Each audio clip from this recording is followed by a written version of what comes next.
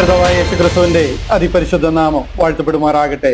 അനുഗ്രഹീതമായ നല്ല ദിവസത്തിനായിട്ട് ഞാൻ എൻ്റെ ദൈവത്തെ വീണ്ടും നന്ദിയോടെ സ്തുതിക്കുന്നു. തുറന്നോസിന്റെ പാഠശാല എന്ന ഈ ബൈബിൾ ക്ലാസിന്റെ 137ാമത്തെ സെഷനിലേക്ക് നമ്മൾ വന്നിരിക്കുകയാണ്. കർത്താവ് നമ്മളെ സഹായിക്കട്ടെ. തുടർമാനമായിട്ട് നമ്മൾ റോമ ലേഖന പഠനത്തിലാണ് ആയിരിക്കുന്നത്.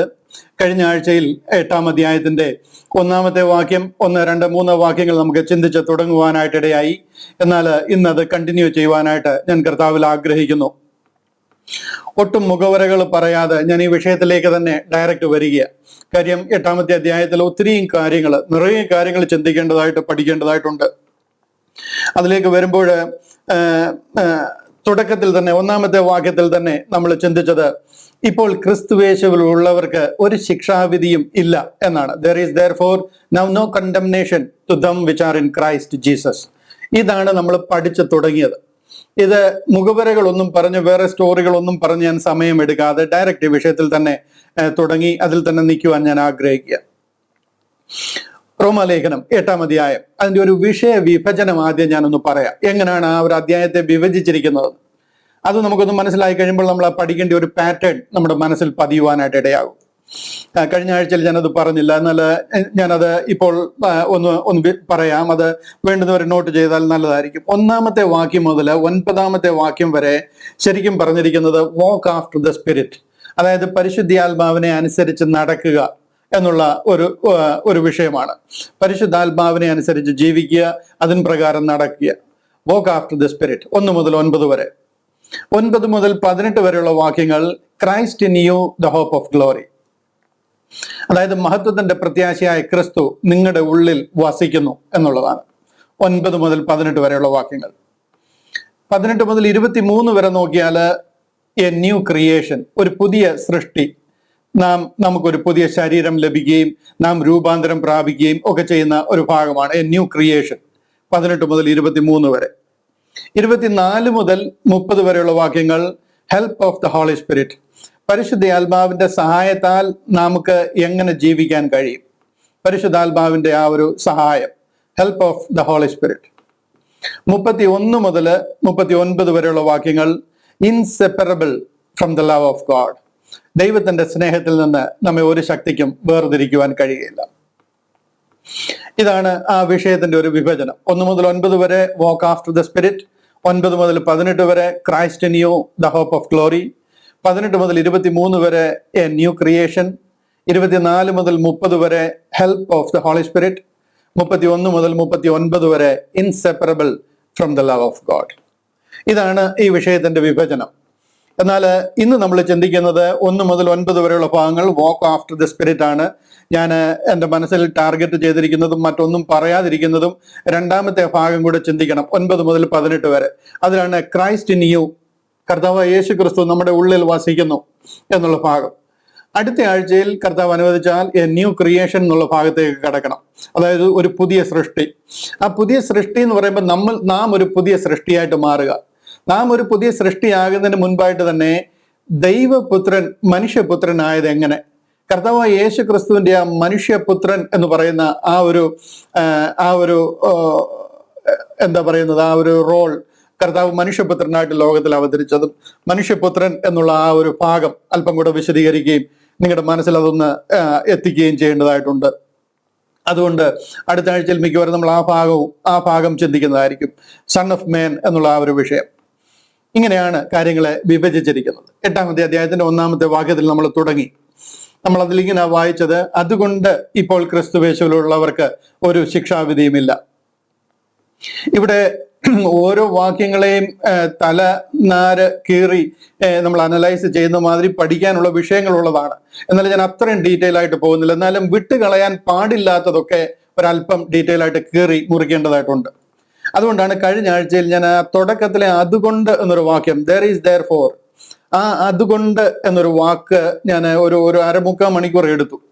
1-ാമത്തെ അധ്യായം മുതൽ 7-ാമത്തെ അധ്യായം വരെ നമ്മൾ ഒന്നുകൂടെ റീക്യാപ്പ് ചെയ്യേണ്ടതായിട്ട് വന്നു. കാരണം എന്താണെന്ന് ചോദിച്ചു കഴിഞ്ഞാൽ അതിനെയാണ് അവിടെ അതുകൊണ്ടെന്ന് പറഞ്ഞേക്കുന്നത്. 8-ാം അധ്യായം തുടങ്ങുമ്പോൾ തന്നെ അതുകൊണ്ട് എന്ന് പറഞ്ഞു തുടങ്ങിയിരിക്കുന്നത് ഏതുകൊണ്ടാണ് നമ്മൾ അറിയണം. അതിനുവേണ്ടി 1-ാമത്തെ അധ്യായം മുതൽ 7-ാമത്തെ അധ്യായം വരെ പറഞ്ഞിരിക്കുന്ന കാര്യങ്ങളെയാണ് അവിടെ അതുകൊണ്ട് എന്ന് പറയുന്നത്.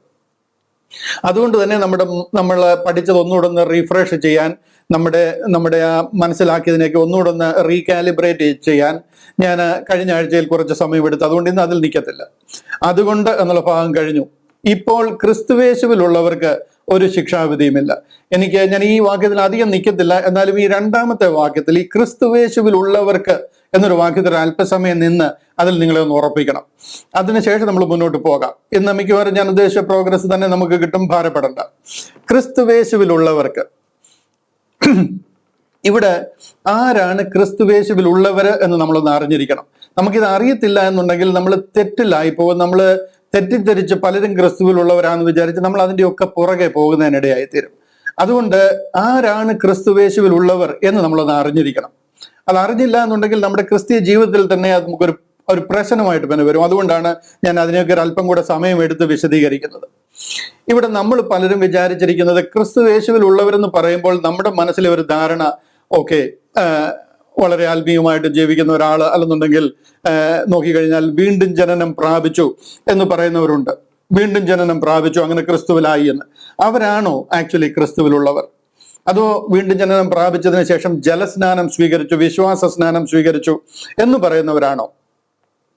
അതോ അന്യഭാഷയിൽ സംസാരിക്കുകയും കൃപാവരങ്ങൾ ലഭിച്ചിരിക്കുന്നു എന്നൊക്കെ വിശ്വസിച്ചിട്ട് പല കാര്യങ്ങളും ചെയ്തു കൂട്ടാൻ ശ്രമിക്കുകയും കൃപാവരങ്ങളാണ് എന്ന് വിചാരിച്ച് പലതും ചെയ്തുകൊണ്ടിരിക്കുകയും പല ഭാഷ അന്യഭാഷയാണെന്നൊക്കെ വിചാരിച്ച് അതിൽ സംസാരിച്ചുകൊണ്ടിരിക്കുകയും ഒക്കെ ചെയ്യുന്നവരാണോ ഈ ക്രിസ്തുവേശുവിലുള്ളവരെന്ന് പറയുന്നത്? അതോ ആഴ്ചയിൽ ഒരു ദിവസമെങ്കിലും ഉപവാസത്തോടു കൂടി പ്രാർത്ഥിക്കുകയും അങ്ങനെ നിരന്തരം പ്രാർത്ഥനയും ഉപവാസവും ഒക്കെ ആയിട്ട് കഴിയുന്നവരാണോ നമ്മുടെ ചുറ്റിലുള്ള ആൾക്കാരെ നമ്മൾ കാണുന്നത്? അതുകൊണ്ട് നമുക്കൊരു വ്യക്തത ഈ വിഷയത്തിൽ ഉണ്ടായിരിക്കണം. അതോ നമ്മൾ വേറെ ആരെ ഉപദ്രവിക്കാതെ മാനം മര്യാദയ്ക്ക് ജീവിക്കുക, ദാനധർമ്മങ്ങളൊക്കെ കൊടുത്ത് നമ്മളാൽ കഴിയുവോളം നല്ലതായിട്ട് ജീവിക്കുക, വേറൊരാൾക്ക് ദ്രോഹം ചെയ്യാതെ മാനം മര്യാദയായിട്ട് ജീവിക്കുക, അങ്ങനെ ജീവിക്കുന്നവരാണോ? അതോ എല്ലാ ദിവസവും പള്ളിയിൽ പോവുകയും കുമ്പസാരിക്കുകയും കുർബാന എത്തിക്കുകയും കുരിശു വന്ദിക്കുകയും ഒക്കെ ചെയ്യുന്നവരെ വേറൊരു ഗ്രൂപ്പ് ഉണ്ടല്ലോ, അവരാണോ? നല്ല പരിജ്ഞാനത്തോട് തിരുവചനം പ്രസംഗിക്കുന്നവരുണ്ട്, പക്ഷെ അവർക്ക് റൈറ്റ് ഡിവിഷൻ എന്താണെന്ന് അറിയത്തില്ല. അങ്ങനെ പരിജ്ഞാനത്തോട് തിരുവചനം പ്രസംഗിച്ച് പഠിപ്പിക്കുന്ന ആൾക്കാരുണ്ട്, അവരാണോ? ഞാൻ ഈ കുറെ ലിസ്റ്റ് പറയുന്നത് നമ്മുടെ മനസ്സിലുള്ള എല്ലാവരെയും ഒന്ന് നിങ്ങൾ തന്നെ ഒന്ന് അനലൈസ് ചെയ്ത് നോക്കാൻ വേണ്ടിയിട്ട്. അതുകൊണ്ട് ഇപ്പോൾ ക്രിസ്തുവേശുവിലുള്ളവർക്ക് ഒരു ശിക്ഷാവിധിയുമില്ല. അതുകൊണ്ട് ക്രിസ്തുവേശുവിലുള്ളവർ ആരാണ് എന്ന് നമ്മൾ അറിഞ്ഞിരിക്കണം. ഞാൻ ഈ പറഞ്ഞ ഈ ലിസ്റ്റിൽ ആരെങ്കിലും ക്രിസ്തുവേശുവിലുള്ളവരാണ്, അല്ലെങ്കിൽ അതാണ് ക്രിസ്തുവേശുവിലുള്ളവരെന്ന് നിങ്ങൾ ചിന്തിക്കുന്നുവെങ്കിൽ അത് തെറ്റാണ്. ഇവരാരുമല്ല, ഇതിന്റെ ഡെഫിനിഷനെ ഇതൊന്നുമല്ല. ഇവരാരുമല്ല ക്രിസ്തുവേശുവിലുള്ളവർ. ക്രിസ്തുവേശുവിലുള്ളവരെന്ന് പറഞ്ഞു കഴിഞ്ഞാൽ ക്രിസ്തുവിന്റെ ആത്മാവ് ഉള്ളിലുള്ളവരാ. ക്രിസ്തുവിന്റെ ആത്മാവ് ഉള്ളിലുള്ളവരാ. In whom the spirit of God dwells. ആരുടെ ഉള്ളിൽ ദൈവത്തിന്റെ ആത്മാവ് വസിക്കുന്നുവോ, he is who is in Christ, അവനാണ് ക്രിസ്തുവിലുള്ളവരെന്ന് പറയുന്നത്. ആ ക്രിസ്തുവിന്റെ ആത്മാവ് നമ്മുടെ ഉള്ളിലേക്ക് വന്നിട്ടുള്ളവർ. എങ്ങനെയാണ് ക്രിസ്തുവിന്റെ ആത്മാവ് ഒരുവന്റെ ഉള്ളിലേക്ക് വരുന്നത്? നമ്മൾ പറയുന്നു ക്രിസ്തുവിന്റെ ആത്മാവ് ഉള്ളിലുള്ളവരാണ് ക്രിസ്തുവിനുള്ളവർ എന്ന്. അങ്ങനെയാണെന്നുണ്ടെങ്കിൽ എങ്ങനെയാണ് ക്രിസ്തുവിന്റെ ആത്മാവ് ഒരുവന്റെ ഉള്ളിലേക്ക് വരുന്നത്? സിമ്പിളാണ്. ഇതിന്റെ ബേസിക് ആണ്. ഇതറിയാത്ത ഒരാൾ പോലും എന്നെ ശ്രദ്ധിക്കുന്നവരായിട്ട് ഉണ്ടാകരുത്. നിങ്ങൾക്ക് ഈ കാര്യം വളരെ തിട്ടമായിട്ടുണ്ടായിരിക്കണം. ഞാൻ ആരെ കണ്ടാലും, നമ്മുടെ കൂട്ടത്തിലുള്ളവരിൽ ഞാൻ നാട്ടിലേക്ക് വരുന്നുണ്ട്, ഞാൻ നമ്മുടെ കൂട്ടത്തിൽ ആരെ കണ്ടാലും ഞാൻ ചോദിക്കാൻ പോകുന്നത് ഈ ഒരു ചോദ്യമായിരിക്കും: എന്താണ് ഈ രക്ഷാമാർഗം? എന്താണ് ക്രിസ്തുവിന്റെ ആത്മാവ് നമ്മുടെ ഉള്ളിലേക്ക് വരിക എന്ന് പറഞ്ഞു കഴിഞ്ഞാൽ എങ്ങനെയാണ് നമ്മൾ രക്ഷിക്കപ്പെടുന്നത് എന്നുള്ളത് അതാരും പറഞ്ഞു കൊടുക്കാൻ തക്കവണ്ണം നമുക്ക് നല്ല നിശ്ചയമുണ്ടായിരിക്കണം. പലപ്പോഴും ഞാൻ പറയുന്നതാണ്, ആവർത്തന വിരസത ഉണ്ടാകുന്നുവെങ്കിൽ കുഴപ്പമില്ല. കാര്യം ഇത് നിങ്ങളുടെ മനസ്സിൽ ശരിക്കും ഉറയ്ക്കണം. ഇതാണ് നമ്മുടെ ബേസ്. ഇതേന്ന് വേണം കാര്യങ്ങൾ ബിൽഡ് ആവാനായിട്ട്. അതുകൊണ്ട് തന്നെ ഞാൻ ഒന്നുകൂടെ പറയാം. ഞാൻ പാപിയായിരുന്നു. എന്നെ ആ പാപത്തിൽ നിന്ന് വീണ്ടെടുക്കുവാൻ ഈ ഉലകത്തിൽ ഒരു സിസ്റ്റവും ഇല്ല, ഒരു സെറ്റപ്പും ഇല്ല. ഒരു കാര്യങ്ങൾക്കും എന്നെ വീണ്ടെടുക്കാൻ പറ്റത്തില്ല. ഒരു നാൾ ഞാൻ മരിക്കും, ഞാൻ നിത്യ നരകാഗ്നിയിലേക്ക് പോകും. അവിടുന്ന് എന്നെ ആർക്കും തിരിച്ചു വീണ്ടെടുക്കാൻ കഴിയത്തില്ല. എൻ്റെ ഡെസ്റ്റിനി തീരുമാനിച്ചിരുന്നതാണ്, നിശ്ചയിച്ചിരുന്നതാണ്, അങ്ങനെ പോകും. അതിനി യാതൊരു മാറ്റവുമില്ല. അതായിരുന്നു എൻ്റെ അവസ്ഥ.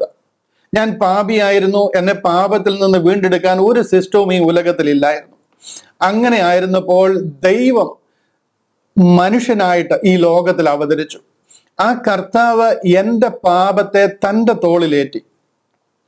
എൻ്റെ മരണം, തൻ്റെ മരണത്തിലൂടെ കർത്താവ് എൻ്റെ മരണത്തെ തന്നിൽ വഹിച്ചു.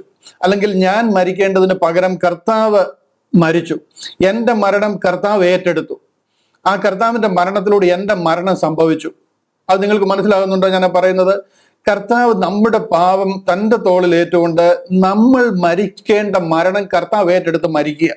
കർത്താവിന്റെ ആ മരണത്തിലൂടെ നമ്മുടെ മരണം സംഭവിക്കുക. മനസ്സിലാകുന്നുണ്ടോ? അങ്ങനെ നമ്മുടെ പാപം തൻ്റെ തോളിലേറ്റി കർത്താവ് നമുക്ക് പകരമായിട്ട് ഒരു പ്രായശ്ചിത്ത യാഗമായി തീർന്നു. അതിലൂടെ നമ്മുടെ പാപം മാഞ്ഞുപോയി. അതിലെ ആഴമായ വിശ്വാസത്തിലും സമർപ്പണത്തിലും നമ്മുടെ ആ പാപം കർത്താവ് തൻ്റെ തോളിലേറ്റി നമുക്ക് വേണ്ടി ആ പ്രായശ്ചിത്ത യാഗം ചെയ്യുന്നത് കൊണ്ട് ആ പാപം നമ്മിൽ നിന്നും മാഞ്ഞുപോയി. ആ കർത്താവിന്റെ മരണം, ആ അടക്കം, ആ പുനരുദ്ധാനം, അത് മുഴുവനും അറിഞ്ഞ് അത് മുഴുവനും അനുഭവിച്ച കർത്താവിന്റെ ആത്മാവ് നമ്മുടെ ആത്മാവിലേക്ക് വരികയാണ്. അങ്ങനെ നമ്മുടെ ആത്മാവിനെ കർത്താവിന്റെ ആത്മാവ്, ക്രിസ്തുവിന്റെ ആത്മാവ് നമ്മുടെ ആത്മാവിന്റെ മേലേക്ക് വന്നതുകൊണ്ട് കർത്താവിന്റെ ആ മരണത്തിനും അടക്കത്തിനും പുനരുദ്ധാനത്തിനും നമ്മൾ സാക്ഷികളല്ല, നമ്മൾ അനുരൂപരായി തീർന്നു, നമ്മൾ പങ്കാളികളായി തീർന്നു. നിങ്ങൾ എന്നോട് കൂടെ ഉണ്ട്, നിങ്ങൾക്ക് അത് മനസ്സിലാകുന്നു എന്ന് വിശ്വസിക്കുന്നു. എൻ്റെ പാപത്തിന്റെ പരിഹാരത്തിനായി കർത്താവ് നമുക്ക് പകരമായി കാൽവറിയിൽ യാഗമായി.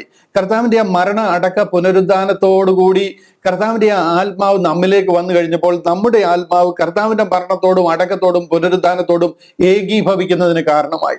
ഇതിനെയാണ് ക്രിസ്തുവിനോട് കൂടെ ക്രിസ്തുവിന്റെ കൂടെ മരിച്ചു എന്ന് പറയുന്നത്. യേശു ക്രിസ്തുവിനോട് ചേരുവാൻ സ്നാനമേറ്റവരായ നാം എല്ലാവരും ക്രിസ്തുവിന്റെ മരണത്തിൽ പങ്കാളികളാകുവാൻ സ്നാനമേറ്റു. അവന്റെ മരണത്തിനും അടക്കത്തിനും പുനരുദ്ധാനത്തിനും പങ്കാളികളായി എന്ന് പറയുന്ന ഇതാണ്. അങ്ങനെ ആഴമായിട്ട് ഒരാൾ വിശ്വസിക്കുമ്പോൾ നമ്മൾ ഈ പുറത്തെ എന്തെങ്കിലും ചേഷ്ട കാണിക്കുന്നത് കൊണ്ടല്ല, നമ്മുടെ അകത്ത് നടക്കുന്ന ആ രൂപാന്തരം, ആ പരിവർത്തനം അറിയുന്ന ദൈവം നമ്മുടെ അകത്തെ ആത്മാവിലേക്ക് വരികയാണ്. ഞാൻ ഇച്ചിരി കഴിഞ്ഞിട്ട് അതിനെ ഒരു പിക്ചറൊക്കെ കാണിച്ച് അതിനെ ഇല്ലസ്ട്രേറ്റ് ചെയ്യുന്നുണ്ട്, കുറെ കൂടെ മനസ്സിലാക്കി തരുവാനായിട്ട് ശ്രമിക്കുന്നുണ്ട്. അങ്ങനെ ആ ആത്മാവ് നമ്മുടെ ആത്മാവിലേക്ക് വന്നു കഴിയുമ്പോഴത്തേന് ദൈവത്തിന്റെ ആത്മാവ് നമ്മുടെ ഉള്ളിലേക്ക് വരിക, ക്രിസ്തുവിന്റെ ആത്മാവ് നമ്മുടെ ആത്മാവിലേക്ക് വരികയും നമ്മെ അവന്റെ ആ മരണ അടക്ക പുനരുദ്ധാനത്തോട് ഏകീഭവിക്കുകയും അനുരൂപരാകുകയും ചെയ്യുക. ഈ അനുഗ്രഹീത അനുഭവമാണ് പരിശുദ്ധാത്മാവിന്റെ അഭിഷേകം, അല്ലെങ്കിൽ ആത്മാവിനാൽ നമ്മളെ മുദ്രയിടുക എന്ന് പറയുന്നത്. ഇത് ക്രിസ്ത്യാനിയുടെ ബേസിക് ആണ്, ABCD. ഇതില്ലാത്ത ഒരുത്തൻ ക്രിസ്ത്യാനി അല്ല. പേര് നമുക്ക് പള്ളിയിൽ പേരുണ്ടാകും, നമ്മുടെ രജിസ്റ്ററിൽ നമ്മുടെ പേരും വിവരവും ഒക്കെ ഉണ്ടാകും, മാമോദിസ മുഖ്യല് ഡേറ്റും കാര്യങ്ങളൊക്കെ ഉണ്ടാകും. പക്ഷെ you are not a Christian unless നമ്മൾ ഈ ഒരു രീതിയിൽ ആത്മാവിനോട് ചേരുവാൻ, ആത്മാവിൽ നമ്മൾ രൂപാന്തരം പ്രാപിച്ചില്ല എന്നുണ്ടെങ്കിൽ നാം ഒരു ക്രിസ്ത്യാനി ആകത്തില്ല. നിങ്ങൾക്കത് മനസ്സിലാകുന്നു, നിങ്ങൾക്കത് ക്ലിയർ ആണ് എന്ന് ഞാൻ വിശ്വസിക്കുന്നു. ഇതിനെയാണ് എല്ലാവിധ സ്നാനങ്ങളും ബൈബിളിൽ പറഞ്ഞിരിക്കുന്നത്. റോമാലേഖനം മുതൽ മറ്റുള്ള എല്ലാ സ്നാനങ്ങളിൽ കൂടെയും ഇതാണ് വ്യക്തമാക്കുന്നത്. ആ ആത്മാവ് നമ്മുടെ ആത്മാവിലേക്ക് വരിക. 12 വാക്യം ഞാനൊന്ന് കാണിക്കണമെന്നുണ്ടെങ്കിൽ അത് നിങ്ങളെ ഉറപ്പിക്കാനായിട്ട് ഞാൻ ഒരിക്കൽ കൂടി കാണിക്കാം. ഗലാത്യലേഖനം 3-ാം അധ്യായം 27-ാം വാക്യം ഒന്ന് പെട്ടെന്ന് ഫ്ലാഷ് ചെയ്യാം. ഇത് കണ്ടില്ലോ, ഗലാത്യലേഖനം 3-ാം അധ്യായം 27-ാം വാക്യം. അവിടെ പറയാണ്, ക്രിസ്തുവിനോട് ചേരുവാൻ സ്നാനമേറ്റിരിക്കുന്ന നിങ്ങൾ എല്ലാവരും ക്രിസ്തുവിനെ ധരിച്ചിരിക്കുന്നു. ഈ ധരിക്കുന്ന കാര്യമാണ് പറയുന്നത്. ക്രിസ്തു നമ്മുടെ ആത്മാവിലേക്ക് വരിക, നമ്മുടെ ആത്മാവിനെ പൊതിയുക. അതുകൊണ്ടാണ് നമ്മൾ ക്രിസ്തുവിനെ ധരിച്ചിരിക്കുന്നു എന്ന് പറയുന്നത്. സ്നാനമേറ്റ് കഴിഞ്ഞപ്പോൾ തന്നെ കർത്താവിന്റെ ആത്മാവ് നമ്മുടെ ആത്മാവിലേക്ക് വരും, നമ്മുടെ ആത്മാവിനെ കർത്താവിന്റെ ആത്മാവ് കൊണ്ട് പൊതിയുകയാണ്. ആ കർത്താവിന്റെ ആത്മാവിനെ ധരിച്ചിരിക്കുന്നു എന്ന് പറയുന്നൊരു കാര്യമാണ്. കൊലോസ്യ ലേഖനം 2-ാം അധ്യായം അതിന്റെ 12-ാം വാക്യം നോക്കിക്കഴിഞ്ഞാൽ കാണാം. ഇവിടെ എല്ലാം സ്നാനത്തെ കുറിച്ച് പറയുന്ന, സ്നാനത്താൽ നിങ്ങൾ അവനോടുകൂടെ അടക്കപ്പെട്ടു. കണ്ടോ, മരിക്കുക മാത്രമല്ല, നമ്മൾ അവനോടുകൂടെ അടക്കപ്പെടുകയും ചെയ്യുക. അവനെ മരിച്ചവരുടെ ഇടയിൽ നിന്ന് ഉയർത്തെഴുന്നേൽപ്പിച്ച ദൈവത്തിന്റെ വ്യാപാര ശക്തിയാലുള്ള വിശ്വാസത്താൽ, പരിശുദ്ധാത്മാവിനാൽ അവനോടുകൂടെ നിങ്ങൾ ഉയർത്തെഴുന്നേൽക്കുകയും ചെയ്തു. നമ്മൾ അവനോടുകൂടെ മരിച്ചു, അവനോടുകൂടെ അടക്കപ്പെട്ടു, അവനോടുകൂടെ ഉയർത്തെഴുന്നേറ്റു എന്നാണ് ഈ വാക്യങ്ങളെല്ലാം പറയുന്നത്. എല്ലാ വാക്യങ്ങളും നോക്കിയാൽ നിങ്ങൾക്ക് കാണാം. കൊരിന്ത്യ ലേഖനം 12-ാം അധ്യായം അതിന്റെ 13-ാം വാക്യം, കൊരിന്ത്യ ലേഖനം 12-ാം അധ്യായം അതിന്റെ 13-ാം വാക്യം. അവിടെ പറയുന്നുണ്ടല്ലോ, യഹൂദന്മാരോ യവനന്മാരോ ദാസന്മാരോ സ്വതന്ത്രന്മാരോ നാം എല്ലാവരും ഏക ശരീരമാകുമാറ്, ഒരു ശരീരം, ബോഡി ഓഫ് ക്രൈസ്റ്റ് ആകുമാറ്, ഒരേ ആത്മാവിൽ. ഇതുണ്ടോ, എന്തിലാ സ്നാനമേക്കുന്നതെന്ന്?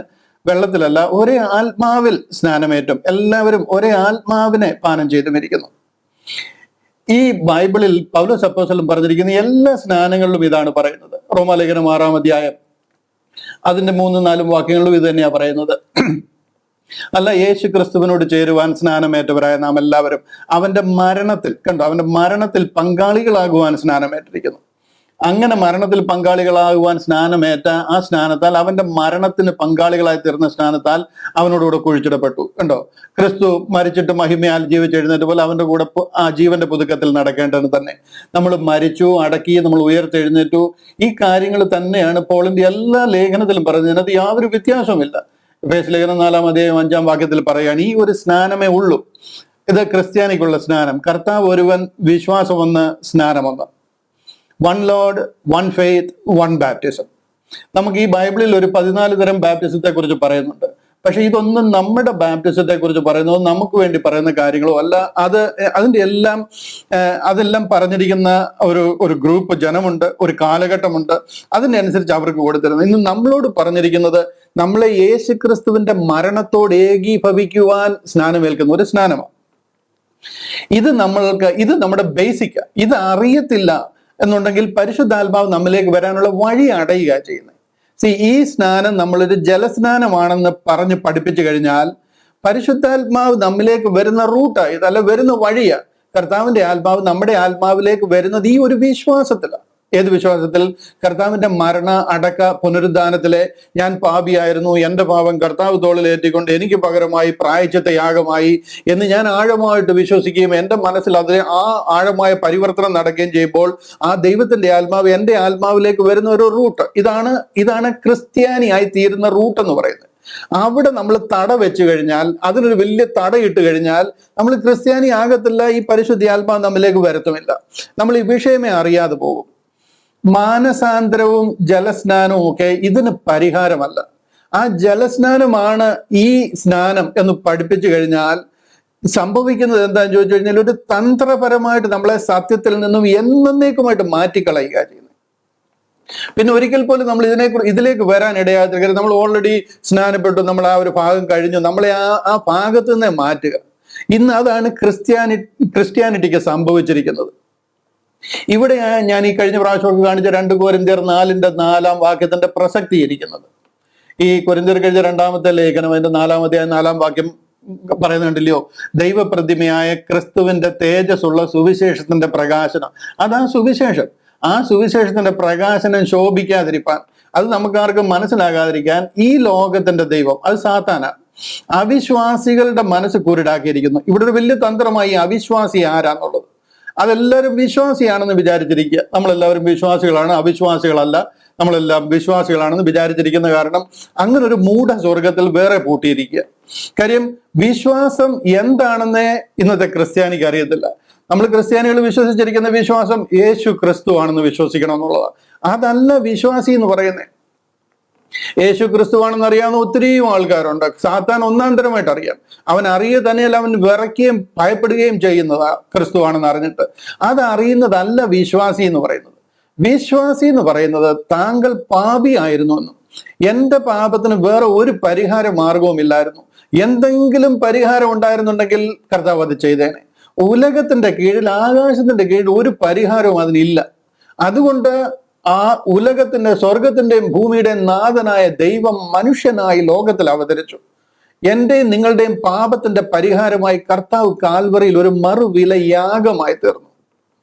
ആ യാഗത്തിലൂടെ എൻ്റെ പാപം, ഞാൻ അതിൽ പരിപൂർണമായിട്ട് വിശ്വസിക്കുമ്പോൾ കർത്താവ് യാഗമായി തീർന്നു എന്ന് പറഞ്ഞുകൊണ്ട് എൻ്റെ പാപത്തിന് യാതൊരു ചേഞ്ചും വരത്തില്ല. അത് കർത്താവ് ചെയ്തു. അത് നമ്മിലേക്ക് വരണമെന്നുണ്ടെങ്കിൽ നമ്മൾ അതിൽ ആഴമായിട്ട് വിശ്വസിക്കുകയും സമർപ്പിക്കുകയും ചെയ്യണം. കൊറോണയ്ക്ക് ആന്റിബയോട്ടിക് കണ്ടുപിടിച്ചു എന്ന് പറഞ്ഞിട്ട് കൊറോണ രോഗം നമുക്ക് വരാതിരിക്കത്തില്ല. ആ ആന്റിബയോട്ടിക് നമ്മുടെ ഉള്ളിലേക്ക് ഇഞ്ചക്ട് ചെയ്ത് നമ്മുടെ ബ്ലഡിൽ അത് കലർന്നു കഴിയുമ്പോഴാണ് ആ രോഗത്തിനെതിരായിട്ടൊരു പ്രതിരോധം ഉണ്ടാകുന്നത്. നാം കർത്താവ് കാൽവറിയിൽ യാഗമായി എന്ന് പറഞ്ഞിട്ട് നമുക്കൊരു ഗുണമില്ല.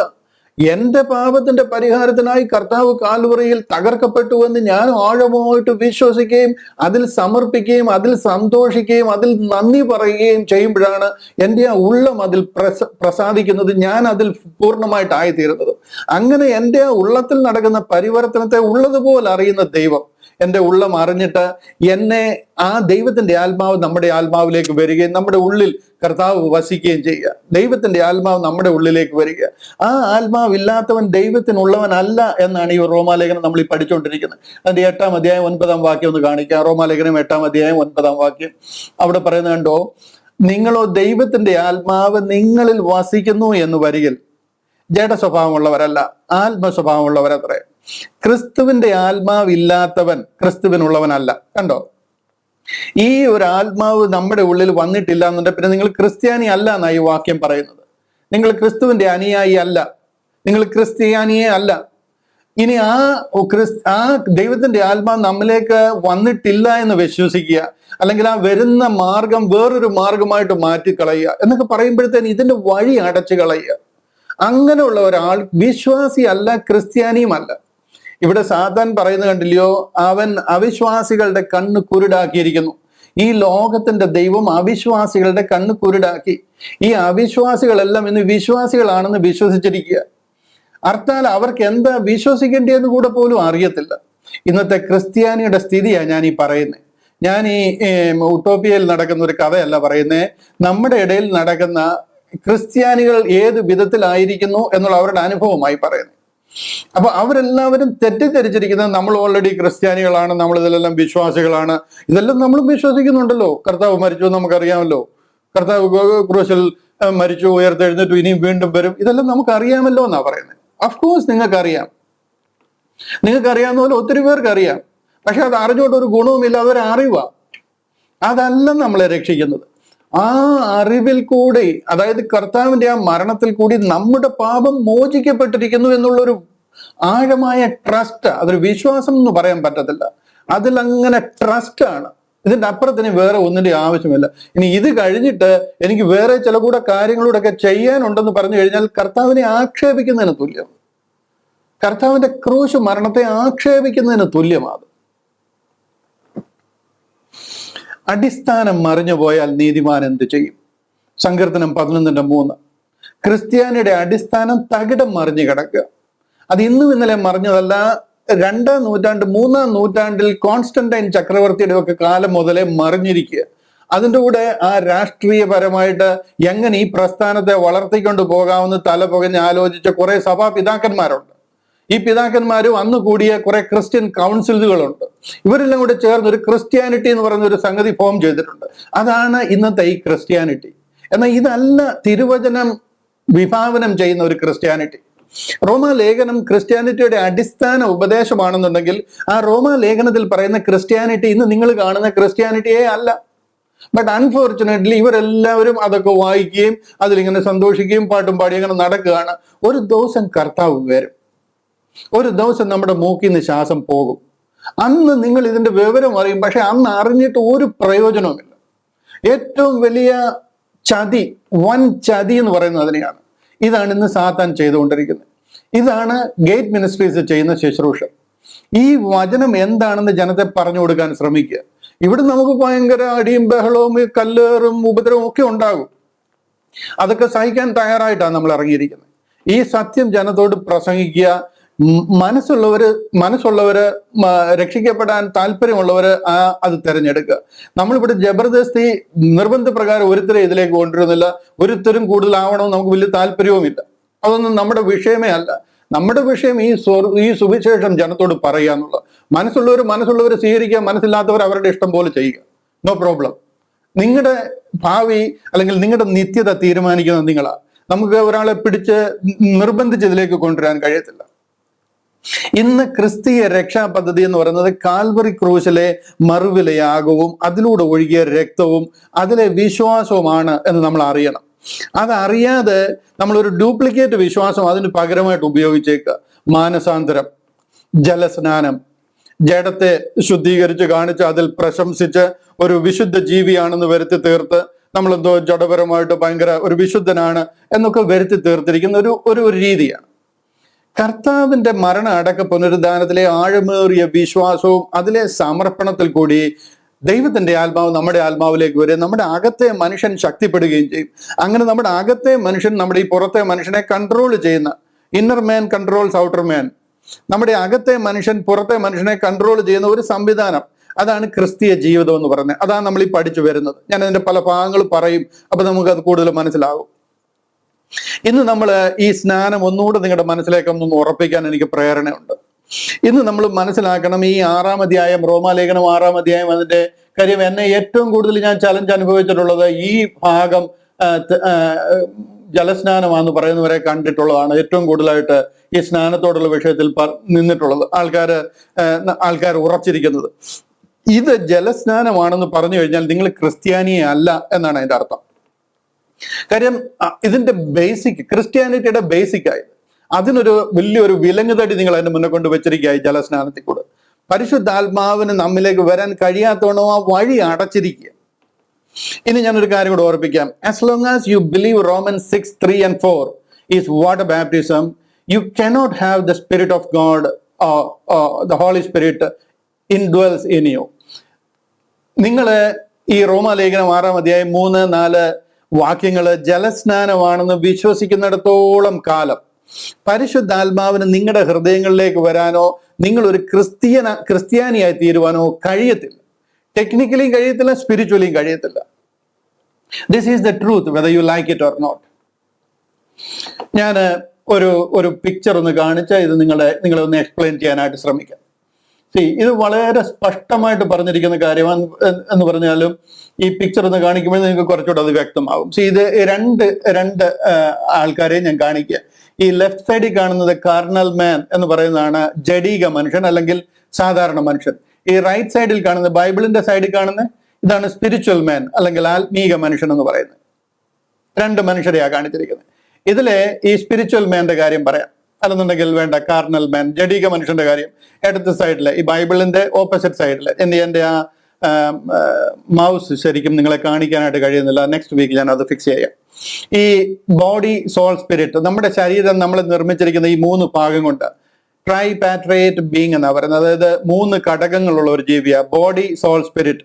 അതായത് ശരീരം, പ്രാണൻ, ആത്മാവ്, ഈ 3 ഭാഗങ്ങളാണ്. ഈ രക്ഷിക്കപ്പെടാത്ത ഒരു മനുഷ്യനിൽ ബോഡി വളരെ എന്താ പറയുന്നത് സ്ട്രോങ് ആണ്. അതുപോലെ തന്നെ അവന്റെ സോൾ, അവന്റെ പ്രാണൻ വളരെ വളരെ സ്ട്രോങ് ആണ്. പ്രാണൻ അതായത് അവന്റെ അകത്തെ ആ ജീവൻ, അതാണ് അതിനെ ശരിക്കും കൺട്രോൾ ചെയ്യുന്നത്. അവന്റെ ഉള്ളിലുള്ള ആത്മാവ്, സ്പിരിറ്റ്, അത് വളരെ വീക്ക്. അത് നമുക്ക് വായിക്കാൻ പോലും കാണുന്നില്ല, കണ്ടില്ലേ? സ്പിരിറ്റ് എന്ന് പറയുന്നത് വളരെ വീക്ക്.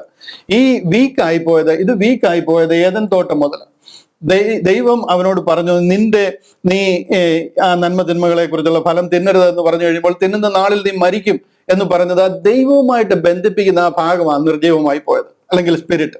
ഒരു മനുഷ്യന് 3 ഭാഗം, അതായത് ശരീരം, പ്രാണൻ, ആത്മാവ് എന്ന് പറയുന്നത്. ഈ ശരീരം എന്ന് പറയുന്നത് മണ്ണിൽ നിന്ന് എടുത്തതാണ്. ഈ മണ്ണിൽ നിന്ന് എടുത്തതാണ്, മണ്ണിനാൽ പോഷിപ്പിക്കപ്പെടുന്നതാണ്, മണ്ണിലേക്ക് തിരികെ ചേരുന്നതാണ്. മണ്ണിനാൽ അത് ബലപ്പെടുകയും പിന്നെ അവസാനം മണ്ണിലേക്ക് തന്നെ തിരികെ ചേരുന്നതാണ്. മണ്ണിൽ നിന്ന് വന്നു മണ്ണിലേക്ക് പോകുന്നതാണ്. അവസാനത്തെ ഭാഗമാണ് ആ സ്പിരിറ്റ് എന്ന് പറയുന്നത്. സ്പിരിറ്റ് അത് ദൈവത്തിൽ നിന്ന് വന്നതാണ്, ദൈവവചനത്താൽ പോഷിപ്പിക്കപ്പെടുന്നതാണ്. ആ തിരിച്ച് ദൈവത്തെങ്കിലേക്ക് തന്നെ മടങ്ങിപ്പോകുന്നതാണ്. ഒന്ന് ഭൂമിയിൽ നിന്ന് വന്ന, ഒന്ന് ദൈവത്തെങ്കിൽ നിന്ന് വന്ന. ഇതിനിടയിലുള്ളതാണ് നമ്മുടെ പ്രാണൻ എന്ന് പറയുന്നത്. ആ പ്രാണനിലാണ് നമ്മുടെ ആ ഒരു ഐഡന്റിറ്റി ഇരിക്കുന്നത്. ഞാനിപ്പോ തോമസ് ജോർജ് എന്ന് പറയുന്ന ഒരു ഐഡന്റിറ്റി ആ പ്രാണനിലായിരിക്കുന്നത്.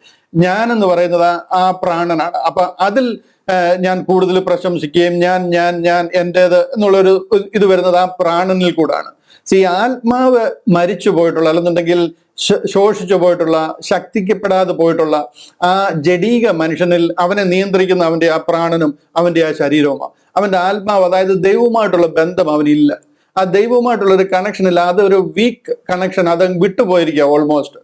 അതാണ് ഒരു കാർണൽ മാൻ, ഒരു ജഡീക മനുഷ്യൻ എന്ന് പറയുന്നത്. ഞാൻ ഇത് കാണിക്കുന്നത് നിങ്ങൾക്ക് ആ റോമാലേഖനം ഒന്ന് മനസ്സിലാകാൻ വേണ്ടിയിട്ടാണ്. ഇതിന് ശേഷം സ്പിരിച്വൽ മാൻ, അതായത് ആത്മീക മനുഷ്യനിലെ ആ വ്യത്യാസം കണ്ടോ? ആ ബോഡി അത് വലിയ പ്രത്യേകതയുള്ളതല്ല. അതിന് വലിയ പ്രശംസിക്കാനൊന്നുമില്ല. ഉണ്ടെങ്കിലുണ്ട്, ഇല്ലെങ്കിലില്ല. മീൻസ് ഉള്ളതൊക്കെ മതി. അതിനെ കൂടുതൽ അതിന് വലിയ മോടി പിടിപ്പിക്കേണ്ട ആവശ്യമൊന്നുമില്ല. ആ ബോഡി എന്നുള്ളത് കണ്ടില്ലേ, അത് ഓക്കെ. ഇതുമാതിരിയല്ല. ഇവിടെ എന്ന് പറഞ്ഞാൽ ബോഡിക്ക് വളരെ ഇമ്പോർട്ടൻ്റ് ഉണ്ട്. ഇവിടുത്തെ സുഖ സൗകര്യങ്ങളും ഇവിടുത്തെ ജീവിത രീതികളും അതിനൊക്കെ വലിയ ഇമ്പോർട്ടൻസ് അതിൽ. ഇതിനങ്ങനെ വലിയ താല്പര്യങ്ങളൊന്നുമില്ല.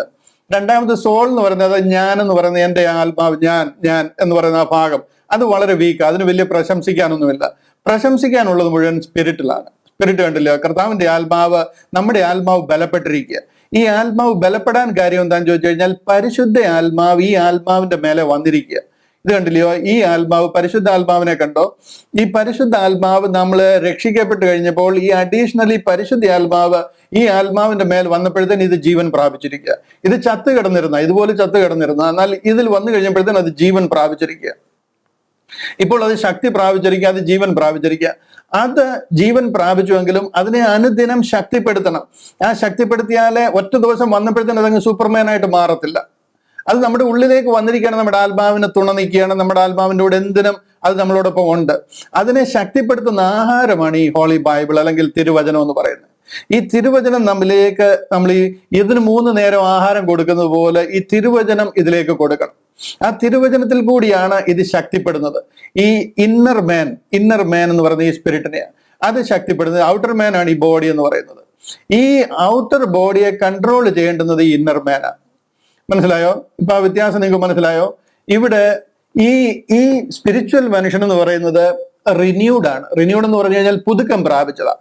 പഴയ മനുഷ്യനായിരുന്നു, എന്നാൽ അവൻ പുതിയവനായി തീർന്നു, ഒരു പുതിയ സൃഷ്ടിയായി തീർന്നു, പുതുക്കം പ്രാപിച്ചു. സാങ്ക്ടിഫൈഡ് ആണ്, അതാണ് വിശുദ്ധനായി തീർന്നിരിക്കുക. അവൻ ഉള്ളം വിശുദ്ധമായിരിക്കുക. ആ പരിശുദ്ധ ആത്മാവ് അവന്റെ ഉള്ളിലേക്ക് വന്നിരിക്കുക.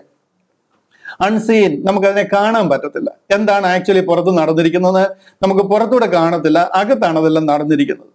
എറ്റേണൽ എന്ന് പറഞ്ഞാൽ എന്നേക്കുമായിട്ടുള്ള ഒരു ചേഞ്ച്. അത് കുറച്ചുനാൾ വന്നിട്ട് വിട്ടേച്ച് പോകുന്നതല്ല, ഇടയ്ക്കിടയ്ക്ക് വിട്ടേച്ച് പോവുകയും വരികയും ചെയ്യുന്നതല്ല. Once it is there then it will be there forever. പിന്നെ ഹെവൻലിയ, ഇത് സ്വർഗത്തിൽ നമ്മളെ കൊണ്ടെത്തിക്കുന്നവരെയും സ്വർഗത്തിൽ നമ്മൾ വാഴുമ്പോഴും ഇത് സ്വർഗത്തിലേക്കുള്ള കണക്ഷനും സ്വർഗത്തിലേക്ക് പോകുന്നതുമാണ്. ഇത് ഈ ഭൂമിയുമായിട്ട് വലിയ ബന്ധമുള്ളതല്ല. ഇമ്മോർട്ടൽ എന്ന് പറഞ്ഞു കഴിഞ്ഞാൽ മരണമില്ലാത്ത, ഇത് എന്നേക്കും നമുക്ക് മരണം എന്ന് പറഞ്ഞൊരു സംഗതിയേ ഇല്ല. ഇത് നമ്മൾ മരിച്ചു കഴിഞ്ഞാലും നേരെ കർത്താവിലാകും. ഇതാ ഞാൻ പറഞ്ഞ നമ്മുടെ എറ്റേണിറ്റി ഹാസ് ഓൾറെഡി ബിഗൺ എന്ന് പറയാൻ കാര്യം ഇതാ. നമ്മൾ വിട്ടുപിരിഞ്ഞ് കർത്താവിനോട് കൂടി ആകുക. ഇത് കണ്ടില്ലേ? എന്നാൽ ഈ മനുഷ്യൻ എന്ന് പറഞ്ഞു കഴിഞ്ഞാൽ ഈ കാർണൽ മാൻ അല്ലെങ്കിൽ ജഡീക മനുഷ്യൻ, ഇത് ഡീക്കേയിങ്. ഇവന്റെ ബോഡിക്കാ പ്രത്യേകത. ഇത് ഡീക്കേയിങ് എന്ന് പറഞ്ഞാൽ ചത്ത് കെട്ടഴിഞ്ഞു പോകുന്നതാ, ചീഞ്ഞു പോകുന്നതാ. അഫ്ലിക്റ്റഡ്, രോഗാതുരവും എല്ലാ രീതിയിലും പീഡനം അനുഭവിക്കുന്നതും ഇത്തരം ഒരു ശരീരമാണ്. സീൻ, നമുക്ക് കാണാൻ കഴിയുന്നതാ. ടെമ്പററി, ഇത് താൽക്കാലികമാണ്. ഇത് എന്നേക്ക് നിൽക്കുന്നതല്ല. 7, 10 ഏറെ ആയാൽ 80 വർഷം. അത് കഴിഞ്ഞു കഴിഞ്ഞാൽ നമ്മൾ തീരും, അതോടുകൂടി ഇതിന്റെ പണി തീരും. ടെമ്പററി. എർത്തിലി എന്ന് പറഞ്ഞു കഴിഞ്ഞാൽ ഈ ലോക മനുഷ്യനായി ഈ ലോകത്തിലുള്ളതാ. സ്വർഗത്തിലുള്ളതിനെ കുറിച്ച് വലിയ പിടിയില്ല, അവിടെ എന്താ നടക്കുന്നതെന്ന് അറിയത്തില്ല. മോർട്ടൽ എന്ന് പറഞ്ഞു കഴിഞ്ഞാൽ മർത്യമായത്, മരിച്ചു പോകുന്നത്, ജഡീകമായതാണ്. ഇതാണ് ഈ ജഡീക മനുഷ്യനും ആത്മീക മനുഷ്യനും തമ്മിലുള്ള വ്യത്യാസം. ഇവിടെയാണ് റോമാലേഖനം 6-ാം അധ്യായം 3-4 വാക്യങ്ങളുടെ ഇമ്പോർട്ടൻസ്. ഇങ്ങനൊരു മനുഷ്യനായിരുന്നു. അവന് കർത്താവ് നമുക്ക് വേണ്ടി ചെയ്ത കാൽവറി യാഗത്തിലെ വിശ്വാസത്താൽ ദൈവത്തിന്റെ ആത്മാവ്, ഈ പരിശുദ്ധ ആത്മാവ് നമ്മുടെ ആത്മാവിലേക്ക് വരികയും നമ്മൾ ശക്തി പ്രാപിക്കുകയും ചെയ്യുക. മനസ്സിലാകുന്നുണ്ടോ? ഇതാണ് ക്രിസ്ത്യാനിറ്റിയുടെ ഫൗണ്ടേഷൻ എന്ന് പറയുന്നത്. അതുകൊണ്ട് റോമാലേഖനം 1:8 പറഞ്ഞു തുടങ്ങുന്നത്, അതുകൊണ്ട് ക്രിസ്തുവേശുവിലുള്ളവർക്ക് ഇപ്പോൾ ഒരു ശിക്ഷാവിധിയുമില്ല. ഇങ്ങനെ ആയിരിക്കുന്നത് കൊണ്ടാണ് ഈ മനുഷ്യന് ഒരു ശിക്ഷാവിധിയുമില്ല. ആ 9-ാമത്തെ വാക്യത്തിൽ, റോമാലേഖനത്തിന്റെ 9-ാം വാക്യത്തിൽ, 8-ാം അധ്യായം 9-ാം വാക്യം, 9-ാം വാക്യം അവിടെ പറയുന്നുണ്ടല്ലയോ? അവിടെ പറയുകയാണ്, മരണത്തിന് അവന്റെ മേൽ ഇനി കർത്തൃത്വമില്ല എന്ന് നാം അറിയുന്നല്ലോ. 8-ാം അധ്യായം 8-ാമത്തെ അധ്യായം അതിന്റെ 9-ാം വാക്യം അവിടെ പറയാണ്, നിങ്ങളോ ദൈവത്തിന്റെ ആത്മാവ് നിങ്ങളിൽ വസിക്കുന്നു എന്ന് വരികില്ല. അതായത് ദൈവത്തിന്റെ ആത്മാവ് നിങ്ങളിൽ വസിക്കുന്നു വരുവിൽ നിങ്ങൾ ഇനി ജഡ സ്വഭാവമുള്ളവരല്ല. കാര്യം ആ ജഡത്തിനല്ല പിന്നെ നമ്മുടെ പ്രാധാന്യം, ആത്മ സ്വഭാവമുള്ളവരത്ര. കാര്യം ആത്മാവാണ് നമ്മളെ ഡ്രൈവ് ചെയ്യുന്നത്, അകത്തെ ആത്മാവായിരിക്കണം ഡ്രൈവ് ചെയ്യുന്നത്. ക്രിസ്തുവിന്റെ ആത്മാവുള്ളവൻ ഇല്ലാത്തവൻ അവനുള്ളവനല്ല. ഈ ഒരു ബേസിക് സംഗതി ഇല്ലാത്ത ഒരാള് ക്രിസ്തുവിനുള്ളവനല്ല എന്നാ പറയുന്നത്. അതിന്റെ 11-ാമത്തെ വാക്യത്തിൽ ഒരു അല്പം കൂടെ ക്ലാരിറ്റി കിട്ടും. നമ്മൾ നോക്കിയേ, അവിടെ പറയുക, യേശുവിനെ മരിച്ചവരിൽ നിന്ന് ഉയർപ്പിച്ചവന്റെ ആത്മാവ്. അതാണ് പരിശുദ്ധാത്മാവ്. അതായത് കർത്താവിനെ മരിച്ചവരിൽ നിന്ന് ഉയർപ്പിച്ചവന്റെ ആത്മാവ് നിങ്ങളിൽ വസിക്കുന്നു എങ്കിൽ, അതായത് ആ ആത്മാവ് നമ്മുടെ ആത്മാവിന്റെ മേലെ വസിക്കുന്നുവെങ്കിൽ, ക്രിസ്തുയേശുവിനെ മരണത്തിൽ നിന്ന് ഉയർപ്പിച്ചവൻ, യേശു ക്രിസ്തുവിനെ ഉയർപ്പിച്ചവൻ നിങ്ങളിൽ വസിക്കുന്ന, അതായത് നിങ്ങളുടെ ആത്മാവിന്റെ മേലെ വസിക്കുന്ന തൻ്റെ ആത്മാവിനെ കൊണ്ട് നിങ്ങളുടെ മർത്യ ശരീരങ്ങളെയും ജീവിപ്പിക്കും. ഇവിടെ പറയുന്നത് എന്താ നിങ്ങൾ മനസ്സിലാകുന്നുണ്ടോ? നമ്മൾ ഈ ലോകത്തിലായിരിക്കുമ്പോൾ തന്നെ, നമ്മൾ മരിച്ചു മൺമറിഞ്ഞതിന് ശേഷം ഉയർത്തെഴുന്നേൽക്കുന്ന ഒരു കാര്യമേ അല്ല പറയുന്നത്. നമ്മൾ ഈ ലോകത്തിൽ, നമ്മൾ ഈ ജീവിതനോടായിരിക്കുമ്പോൾ നമ്മുടെ ഉള്ളിലേക്ക് വന്നിരിക്കുന്ന ആ പരിശുദ്ധ ആത്മാവ് യേശു ക്രിസ്തുവിനെ മരിച്ചവരിൽ നിന്ന് ഉയർപ്പിച്ചവന്റെ ആത്മാവ്. ആ ആത്മാവ് നമ്മുടെ ആത്മാവിന്റെ മേലേക്ക് വന്നു കഴിയുമ്പോൾ നമ്മുടെ ഈ മർത്യ ശരീരങ്ങളെ, നമ്മുടെ ഈ കെട്ടുപോകുന്ന ചത്തുപോകുന്ന ഈ ശരീരത്തെ അത് ജീവിപ്പിക്കും, ഇതിനെ പുനരുജ്ജീവിപ്പിക്കും. ഇതിനെ മാക്സിമം പരിശുദ്ധാത്മാവിന്റെ ശക്തിയാൽ നമുക്ക് എത്രമാത്രം ബലപ്പെടാൻ കഴിയുമോ അത്രമാത്രം ഇതിനെ ജീവിപ്പിക്കാൻ കഴിയുന്ന ആത്മാവിനെയാ നമ്മുടെ ഉള്ളിൽ തന്നിരിക്കുന്നതെന്ന് ആ വാക്യം പറയുന്നത്. അതിനെ നമ്മൾ മനസ്സിലാക്കിയില്ലെന്നുണ്ടെങ്കിൽ നമ്മൾ എന്തെങ്കിലും കാലത്ത് ചത്ത് കെട്ടഴിഞ്ഞു പോയതിനു ശേഷം ആ ആത്മാവ് പണ്ട് നമ്മൾ ഉണ്ടായിരുന്നുകൊണ്ട് ആ ആത്മാവ് നമ്മളെ ജീവിപ്പിക്കുമെന്നൊക്കെയാണ് മറ്റുള്ളവർ ഇതിനെ പഠിപ്പിക്കുന്നത്. ആ വചനത്തെ കംപ്ലീറ്റ് അതിന്റെ ആ കോണ്ടെക്സ്റ്റിൽ നിന്നും അതിന്റെ അർത്ഥത്തിൽ നിന്നും എടുത്തു മാറ്റിയിരിക്കുക. ഇവിടെ ഞാൻ എന്തിനായി ചുറ്റിപ്പറ്റി വീണ്ടും ഇവിടെ നിൽക്കുന്നതെന്ന് ചോദിച്ചു കഴിഞ്ഞാൽ, ഇത് മനസ്സിലായില്ലെങ്കിൽ പിന്നെ നിങ്ങൾ ക്രിസ്ത്യാനിറ്റി മനസ്സിലാക്കുന്നില്ല, നിങ്ങൾ പൊളൈൻ എപ്പിസ്റ്റൽസ് മനസ്സിലാകത്തില്ല. ഇത് മനസ്സിലാകാത്തതുകൊണ്ടാണ് ഇന്ന് ക്രിസ്ത്യാനിറ്റി 99% ഈ കുളത്തിലും വെള്ളത്തിലും എല്ലാം മുക്കി വീണ്ടും ജനനവും ജലസ്നാനവും എന്നൊക്കെ പറഞ്ഞതിനെല്ലാം തിരിച്ചു മറിച്ച് കളഞ്ഞിരിക്കുന്നതിന്റെ കാര്യമാണ്. അതുകൊണ്ട് ഇപ്പോൾ ക്രിസ്തുവേശുവിലുള്ളവർക്ക്, ആരാ ക്രിസ്തുവേശുവിലുള്ളവരെന്ന് മനസ്സിലാകുന്നുണ്ടോ? ഞാൻ ആരെയെങ്കിലും കുത്തി പറയുകയാണ് എന്ന് നിങ്ങൾക്ക് തോന്നുന്നുണ്ടെങ്കിൽ താങ്ക്സ്. ശരിക്കും ഞാൻ കുത്തി പറയുക തന്നെയാണ്. ആർക്കെങ്കിലും ഒക്കെ ഒന്ന് കുത്തി കിട്ടിയാൽ കൊള്ളാമായിരുന്നു എന്ന് ഞാൻ ആഗ്രഹിക്കുക. ഈ സ്പിരിറ്റ് ഉള്ളിൽ വന്നിരിക്കുന്നത് നമ്മുടെ അകത്തെ മനുഷ്യനെ ശരിക്കും ഉറപ്പിക്കാന്, ശക്തീകരിച്ച് ദൈവവുമായിട്ട് ഒരു നിരന്തര ബന്ധം സ്ഥാപിക്കാന്. അതുകൊണ്ടാണ് നമുക്ക് ആ ആത്മാവിനെ നമ്മുടെ ഉള്ളിൽ തന്നിരിക്കുന്നത്. നമ്മുടെ ആത്മാവിന്റെ മേലത് വന്നിരിക്കുന്നത് ദൈവവുമായിട്ട് നമുക്കൊരു ബന്ധം സ്ഥാപിക്കാനാണ്. അത് വന്നു കഴിയുമ്പം നമുക്ക് ജനം വിചാരിക്കുന്ന മാതിരി വലിയൊരു തണുപ്പുണ്ടായി, വലിയൊരു ചിൽ അനുഭവം ഉണ്ടായി, ഒരു ഫസി, ഒരു ഹോട്ട് അനുഭവം ഉണ്ടായി. ഇതൊന്നും ഉണ്ടാകത്തില്ല. ഇതൊന്നും ഉണ്ടാകുന്ന സംഗതി അല്ല അത്. ഇതെല്ലാം മനുഷ്യന്റെ ഓരോ രീതിയിൽ ഓരോരുത്തർ അതിനെ അവതരിപ്പിക്കാൻ ശ്രമിക്കുന്നു. നമ്മളെ പരിശുദ്ധാത്മാവിന്റെ അഭിഷേകം പ്രാപിച്ചതിന് ശേഷം നമ്മൾ ഒരു വെയിങ് സ്കെയിലോട്ട് കയറി നിന്ന് കഴിഞ്ഞാൽ നേരത്തെ 80 കിലോ ആയിരുന്നു, ഇപ്പൊ 85 കിലോ ആയി, ഒരു 5 കിലോയുടെ ആത്മാവ് വന്നപ്പോഴത്തേന് കൂടി എന്ന് നമ്മൾ ചിന്തിക്കില്ല. അങ്ങനെ ഒന്നും കൂടുന്ന കാര്യമല്ല ഇത്. നമ്മളൊരു MRI സ്കാനിങ് മെഷീനിലോട്ട് കയറ്റി വിട്ട് കഴിഞ്ഞപ്പോഴത്തേന് ഇപ്പൊ എന്തൊക്കെയോ ചില ഇമേജുകൾസ് കാണുന്നു, പണ്ട് കണ്ടിട്ടില്ലായിരുന്നു. ആത്മാവ് വന്നതിന് ശേഷം എന്തോ പുതിയ സംഗതികളൊക്കെ കണ്ടു തുടങ്ങിയിരിക്കുന്നു. ഇതൊന്നും ഈ വിഷയത്തിൽ ഉണ്ടാകത്തില്ല. ഇത് പരിശുദ്ധ ആത്മാവ് നമ്മുടെ ആത്മാവിലേക്ക് വരിക, നമ്മുടെ ആത്മാവിന്റെ ഉള്ളിലേക്ക് വരിക. അത് വന്നു കഴിയുമ്പോഴത്തേന് നമ്മളൊരു സൂപ്പർമാൻ ആയിട്ട് മാറത്തില്ല. ഇമ്മീഡിയറ്റ്ലി നമ്മൾ ഒരു സൂപ്പർമാൻ ആയിട്ട് മാറത്തില്ല. ആ ദൈവത്തിന്റെ ആത്മാവാണ് നമ്മുടെ ഉള്ളിലേക്ക് വന്നത്. ഇനി അതിനെ എങ്ങനെ ബലപ്പെടുത്തണം, അത് നമ്മുടെ മേലെ ഡിപ്പെൻഡന്റ്. നമുക്കതിനെ എങ്ങനെ വേണേലും ബലപ്പെടുത്താം. പലരും വിചാരിച്ചിരിക്കുന്നത് അത് വന്നു കഴിഞ്ഞാൽ ഉടനെ നമ്മൾ പഴയ നിയമത്തിലെ ഗിദയോന്റെ കൂട്ടായി മാറും, അല്ലെ ശിംശോന്റെ കൂട്ടായി മാറും, ജോസഫിന്റെയും ശൗലിന്റെയും അല്ലെന്നുണ്ടെങ്കിൽ ദാവീദിന്റെ ഒക്കെ കൂട്ട് ഭയങ്കര ശക്തി പ്രാപിച്ച് ഓഫ്കോഴ്സ് നമുക്ക് ആകാൻ പറ്റും. പക്ഷെ അവരുടെ മേൽ വന്നിരുന്നത് ആ ഒരു പ്രത്യേക സമയത്ത്, ആ ഒരു പ്രത്യേക വിഷയത്തിന് വേണ്ടി ടെമ്പററി ആയിട്ട് ആത്മാവിനെ അവരുടെ മേൽ ദൈവം അയച്ചിരുന്നു. അതൊരു ടെമ്പററി അസൈൻമെന്റ്, കുറച്ചു നേരത്തേക്ക് അവരുടെ മേൽ വന്നിരുന്നു എന്നുള്ളത് ശരിയാണ്. എന്നാൽ നാം എന്ന് പറഞ്ഞു കഴിഞ്ഞാൽ നമ്മൾ ഈ ആത്മാവ് നമ്മുടെ ഉള്ളിൽ വസിക്കുക, ഇറ്റ് ഇൻഡ്വെൽസ് ഇൻ us. അത് നമ്മളെ നിരന്തരം എന്ന് പറയാ, നമ്മുടെ വീണ്ടെടുപ്പിൻ നാൾ വരെ നമ്മളെ മുദ്രയിട്ടിരിക്കുക. നാം ഇവിടുന്ന് റാപ്ചറിൽ ചേർക്കപ്പെടുന്ന നാൾ വരെ അത് ദൈവം നമ്മുടെ മേലെ മുദ്രയിട്ടിരിക്കുക. ഇനിയും നമുക്ക് ശിംശോന്റെ അനുഭവം പോലെ ഗിദയോന്റെ അനുഭവം പോലെ നമുക്ക് നമ്മളെ ശക്തിപ്പെടുത്താൻ കഴിയും. അതാ പോൾ ആ 11-ാമത്തെ വാക്യത്തിൽ പറഞ്ഞിരിക്കുന്നത്. അതായത് ആ ആത്മാവ് നമ്മുടെ ഉള്ളിൽ വസിക്കുന്നുവെങ്കിൽ, യേശുവിനെ മരിച്ചവരിൽ നിന്ന് ഉയർപ്പിച്ചവന്റെ ആത്മാവ്, അതാ പരിശുദ്ധാത്മാവ് നിങ്ങളിൽ വസിക്കുന്നുവെങ്കിൽ, അത് നിങ്ങളുടെ ഉള്ളിലേക്ക് വന്നിട്ടുണ്ടെങ്കിൽ, യേശു ക്രിസ്തുവിനെ മരണത്തിൽ നിന്ന് ഉയർപ്പിച്ചവൻ നിങ്ങളിൽ വസിക്കുന്ന തന്റെ ആത്മാവിനെ കൊണ്ട് നിങ്ങളുടെ മർത്യ ശരീരങ്ങളെ ജീവിപ്പിക്കും. അങ്ങനെ ജീവിപ്പിക്കാൻ കഴിയുന്ന ആത്മാവാണ് നിങ്ങളുടെ ഉള്ളിലേക്ക് വന്നിരിക്കുന്നത്. ഇനി അതിനെ എങ്ങനെ ഉപയോഗിക്കണം എന്നുള്ളത് നമ്മുടെ ഇഷ്ടമാണ്. നമുക്ക് അതിനെ ദുഃഖിപ്പിച്ചുകൊണ്ടിരിക്കാൻ കഴിയും, എല്ലാ ദിവസവും ദുഃഖിപ്പിക്കാൻ കഴിയും. ഇനി അതിൽ ശക്തിപ്പെടണം, നമ്മുടെ അകത്തെ മനുഷ്യൻ അനുദിനം ബലപ്പെടണം എന്നുണ്ടെങ്കിൽ അതിന് നമുക്ക് ബലപ്പെടാനായിട്ട് കഴിയും. അതാ ഈ റോമാലേഖനം പഠിപ്പിക്കുന്നത്, പ്രത്യേകിച്ച് 8-ാം അധ്യായം പഠിപ്പിക്കുന്നത് നമുക്ക് എങ്ങനെ ബലപ്പെടാൻ കഴിയും. ഇന്ന് പരിശുദ്ധ ആത്മാവിനാൽ നമ്മുടെ അകത്തെ മനുഷ്യൻ അനുദിനം ബലം പ്രാപിക്കണം. ഓരോ ദിവസവും അത് ബലം പ്രാപിക്കണം. ഈ പുറത്തെ മനുഷ്യന് നമ്മൾ 3 നേരം ഫുഡ് കൊടുക്കുന്നുണ്ടല്ലോ, മിനിമം ബ്രേക്ക്ഫാസ്റ്റും ലഞ്ചും ഡിന്നറും കൊടുക്കുന്നുണ്ടല്ലോ. അറ്റ്ലീസ്റ്റ് അതുപോലെ നാം ദൈവവചനത്തിൽ ധ്യാനിക്കണം. എങ്ങനെ അതിനെ ശക്തിപ്പെടുത്താം? പലരും വിചാരിക്കാറുണ്ട്, എങ്ങനെ ഇതിനെ ശക്തിപ്പെടുത്താൻ പറ്റും, എങ്ങനെ നമുക്ക് അകത്തെ മനുഷ്യൻ ബലപ്പെടാൻ പറ്റും. ഇതൊന്നും നമുക്ക് വെളിയിൽ നിന്ന് മേടിക്കാൻ കിട്ടുന്നോ അല്ലെന്നുണ്ടെങ്കിൽ ജർമ്മനിയിൽ നിന്നോ ഇറ്റലിയിൽ നിന്നോ വല്ല ഇമ്പോർട്ട് ചെയ്യേണ്ട സാധനങ്ങളൊന്നും അല്ല. ഇതെല്ലാം നമ്മുടെ കയ്യിൽ, നമ്മുടെ ദൈനംദിന ജീവിതത്തിൽ നമുക്ക് ചെയ്യാവുന്ന കാര്യങ്ങളാണ്. വചന ധ്യാനമാണ് ഇതിന്റെ മെയിൻ സോഴ്സ്. തിരുവചന ധ്യാനമാണ്.